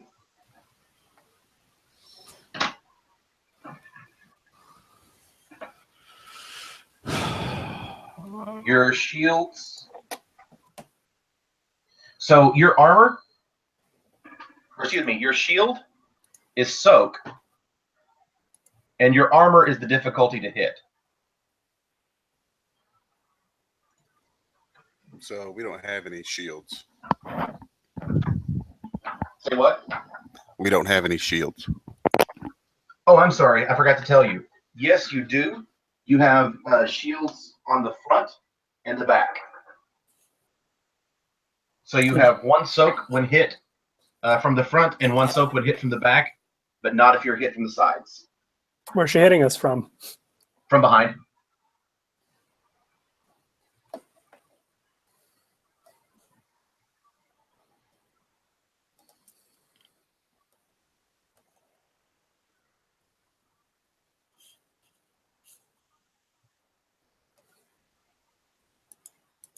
Oh, no.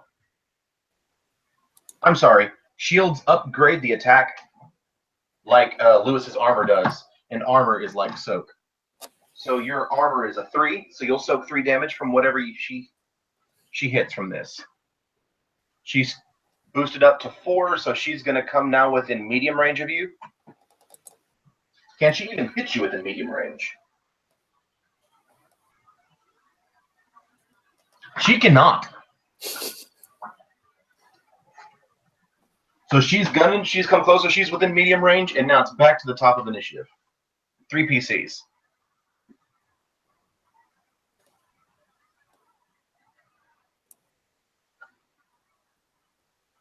Oh, I need to make her piloting check real quick. Let's see. She has jumped up to speed 4. And we said she got a boost on it. Ooh. Okay. So she is able to get up to speed 4. She is catching up with you real good, except for the fact that 2 threats means that She failed. well, she's not dead, but 2 threats means y'all can immediately perform a free maneuver in response to her check. So you move another range. You can move another range band out if you want to, moving you from medium to long. What does punching it do? Punching it takes her immediately from wherever speed she's at to the highest speed that she can go. And then for each number that she goes through, she takes a 1 point of strain on her ship. So since she punched it from 2 to 4, she takes 2 strain to immediately jump up to her highest speed as 1 maneuver. What's our maximum speed? Want to scan her ship? No, what's our maximum speed? 3. So even though we're like the Millennium Falcon that could do the whatever run in however many parsecs, there are definitely faster ships out there.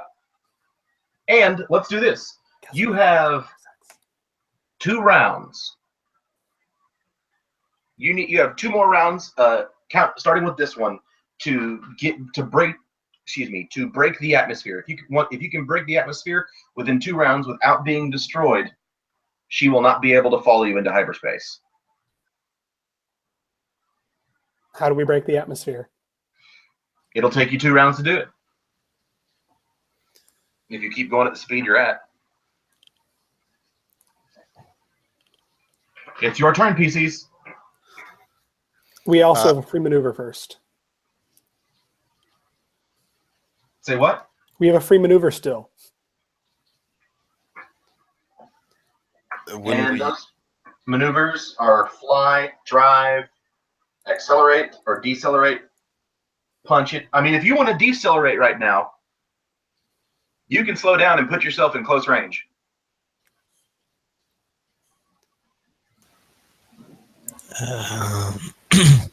Should get going, Captain. Yeah. I think with our free one, wouldn't we use evasive maneuvers because that makes us harder to hit? Yeah, absolutely. So yeah, if it's free, let's do that. How long does that last? evasive maneuvers lasts until the end of that pilot's or that person's next turn. It's cycle. So since it happened at the end of the round, we would have evasive maneuvers until the end of the next round. No, until the end of your next turn. Which is going to be before she even goes, so there's no reason to do that at all. So I'm already going top speed. I'll angle deflector shields to the back for free. And then as my turn, I'll throw the evasive maneuvers. Okay. Next. I don't need to do a pilot check or anything. Sure. Well, if I don't need to, I don't need to.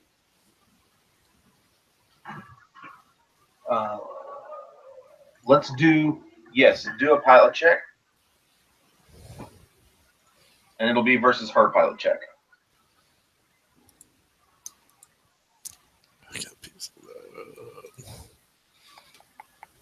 Yeah, absolutely. You have angled, not only have you angled the shields, but you have put yourself into an advantageous place that if she shoots, she's going to be hitting the shields before she hits before she hits you. And with those advantages, you have the option to give boost die.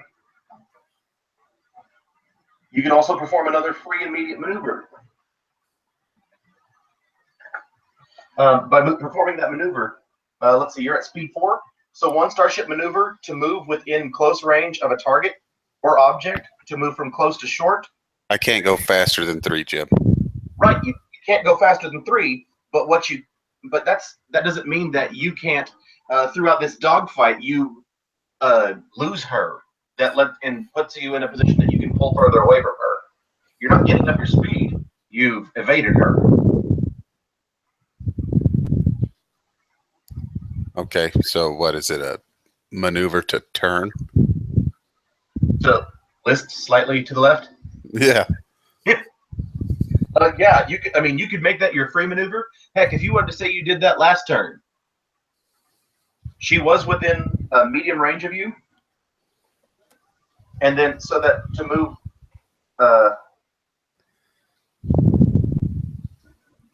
two starship maneuvers to move from medium to close, move from close to medium.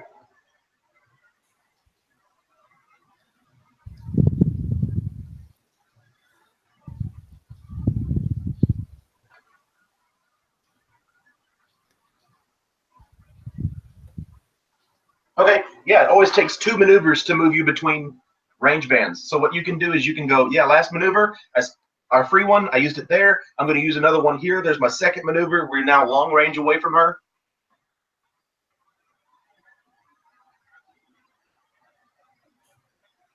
Okay. And then you're also doing what? I have no idea. Oh, I meant, what did you say that you were doing before? Oh, the shields. That was the free one from the first time. Oh, cool. Shields, evasive maneuvers, and movement. All right. Well, then with one more fly drive maneuver, you'll be able to move yourself from medium to long. Okay, let's do that. Good deal. Next, guys. I guess I'll attempt to reduce the system strain since we got some of that. Okay. Yes. Go right ahead. All right. What do I do? Let's see. It's 1 purple, and it's a mechanics check. All right.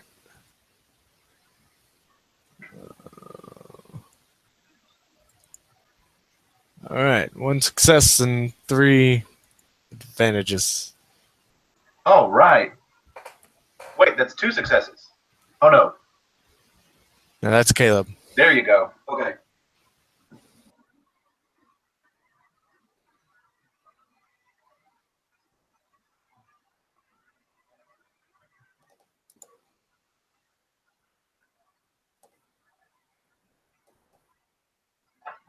Where's the number?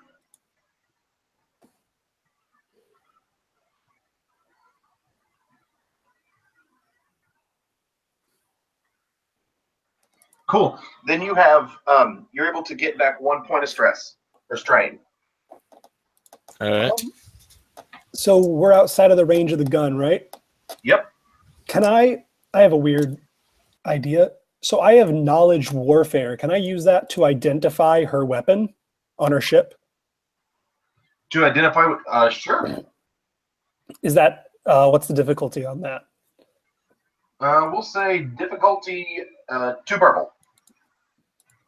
And because he's having evasive maneuvers, 1 black as well. Ooh. Let me roll that. That's a failure.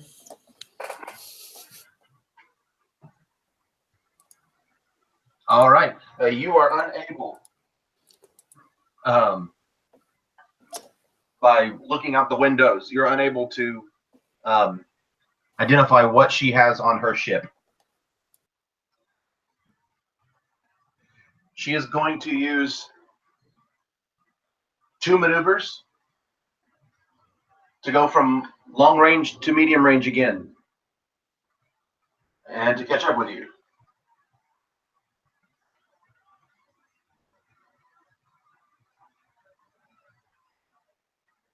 Yeah, she's coming after you. And make a piloting check again for me, Caleb.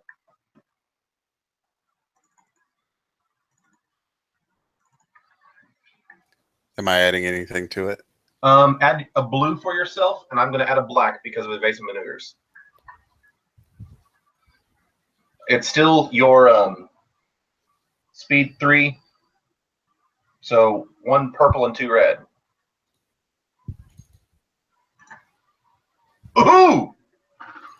That's something we haven't seen yet this game. So let me read to you what you can do with the despair. Why did you roll 3 more, Caleb? Because my first die roll, I did not have the 1 purple and 2 red. Oh, okay. So you have a fail, and you end up having a fail and 2 advantages, and I've got a despair. All right. So with those 2 advantages, you can still give yourself a piloting check or a boost die to the next piloting, gunnery, computers, or mechs check. You can immediately perform a free maneuver. You can. That might be good since you're trying to fly further away. And Yeah, I think that's what we'll do. Is I'll just use a maneuver to continue getting further away. Okay. But you both failed, and she has this despair. The primary weapon system of the active character's ship suffers the effects of a component hit critical, or upgrade the difficulty of an allied character's next gunnery check, including the current active character. The active character suffers a minor collision with one of his opponents within range, or with a stellar phenomenon terrain he is flying or driving through. So let's say that through this thick, you can, I'll do it for you, no big deal. Flying through these clouds, trying to break the atmosphere and get above so you can hit hyperspace. There are other ships that are, you have been seeing barely breaking through the clouds to your sides, the silhouettes of other ships. She hits one of them.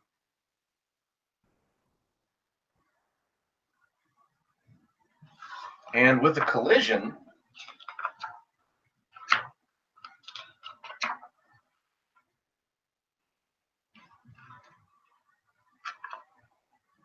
it counts as a critical hit.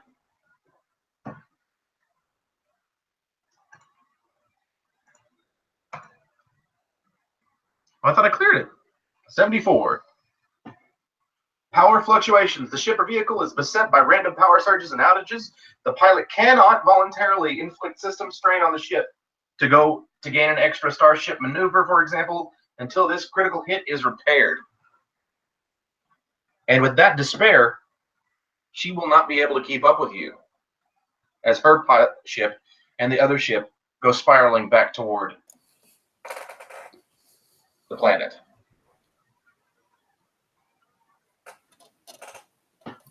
We home free? You are home free.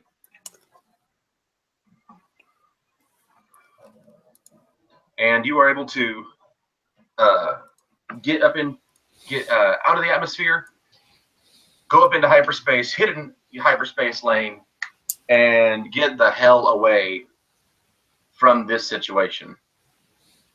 As her plane now lands with even more wrong with it than just a busted hyperdrive. So for that game, if it continued, I'm not saying that it will, but for the purposes of the game, you would gain 5 experience for getting out of the fire spray.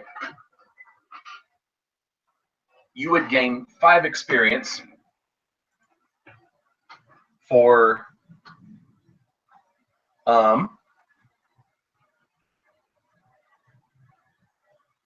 you gain 5 experience for getting your ship back and escaping. You would gain, I'm checking your guys' stuff real quick.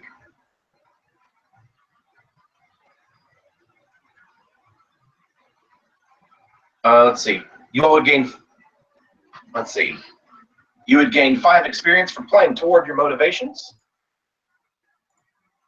So it puts everybody up to what, 15? 20?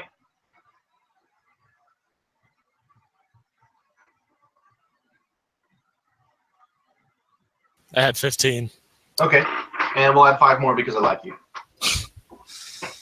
So that would be 20 experience that you would be able to use to level up skills, to attain more talents.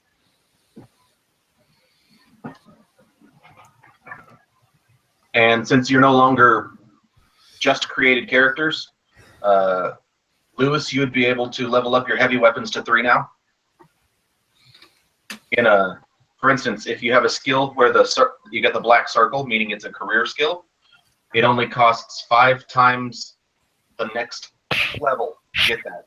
So Lewis could get ranged heavy with 3 ranks, turning all of his die into yellow die, and still have 5 points left over. Nurk, you could go into space piloting and make that into a 3, giving you 2 yellows and a green. Or you could go into charm, giving you all 3 yellows. Lelbros, maybe if you wanted to go into do it to computers or coordination or mechanics or stealth, all of those could become, well, they would become either 3 yellows or 2 yellows and a green.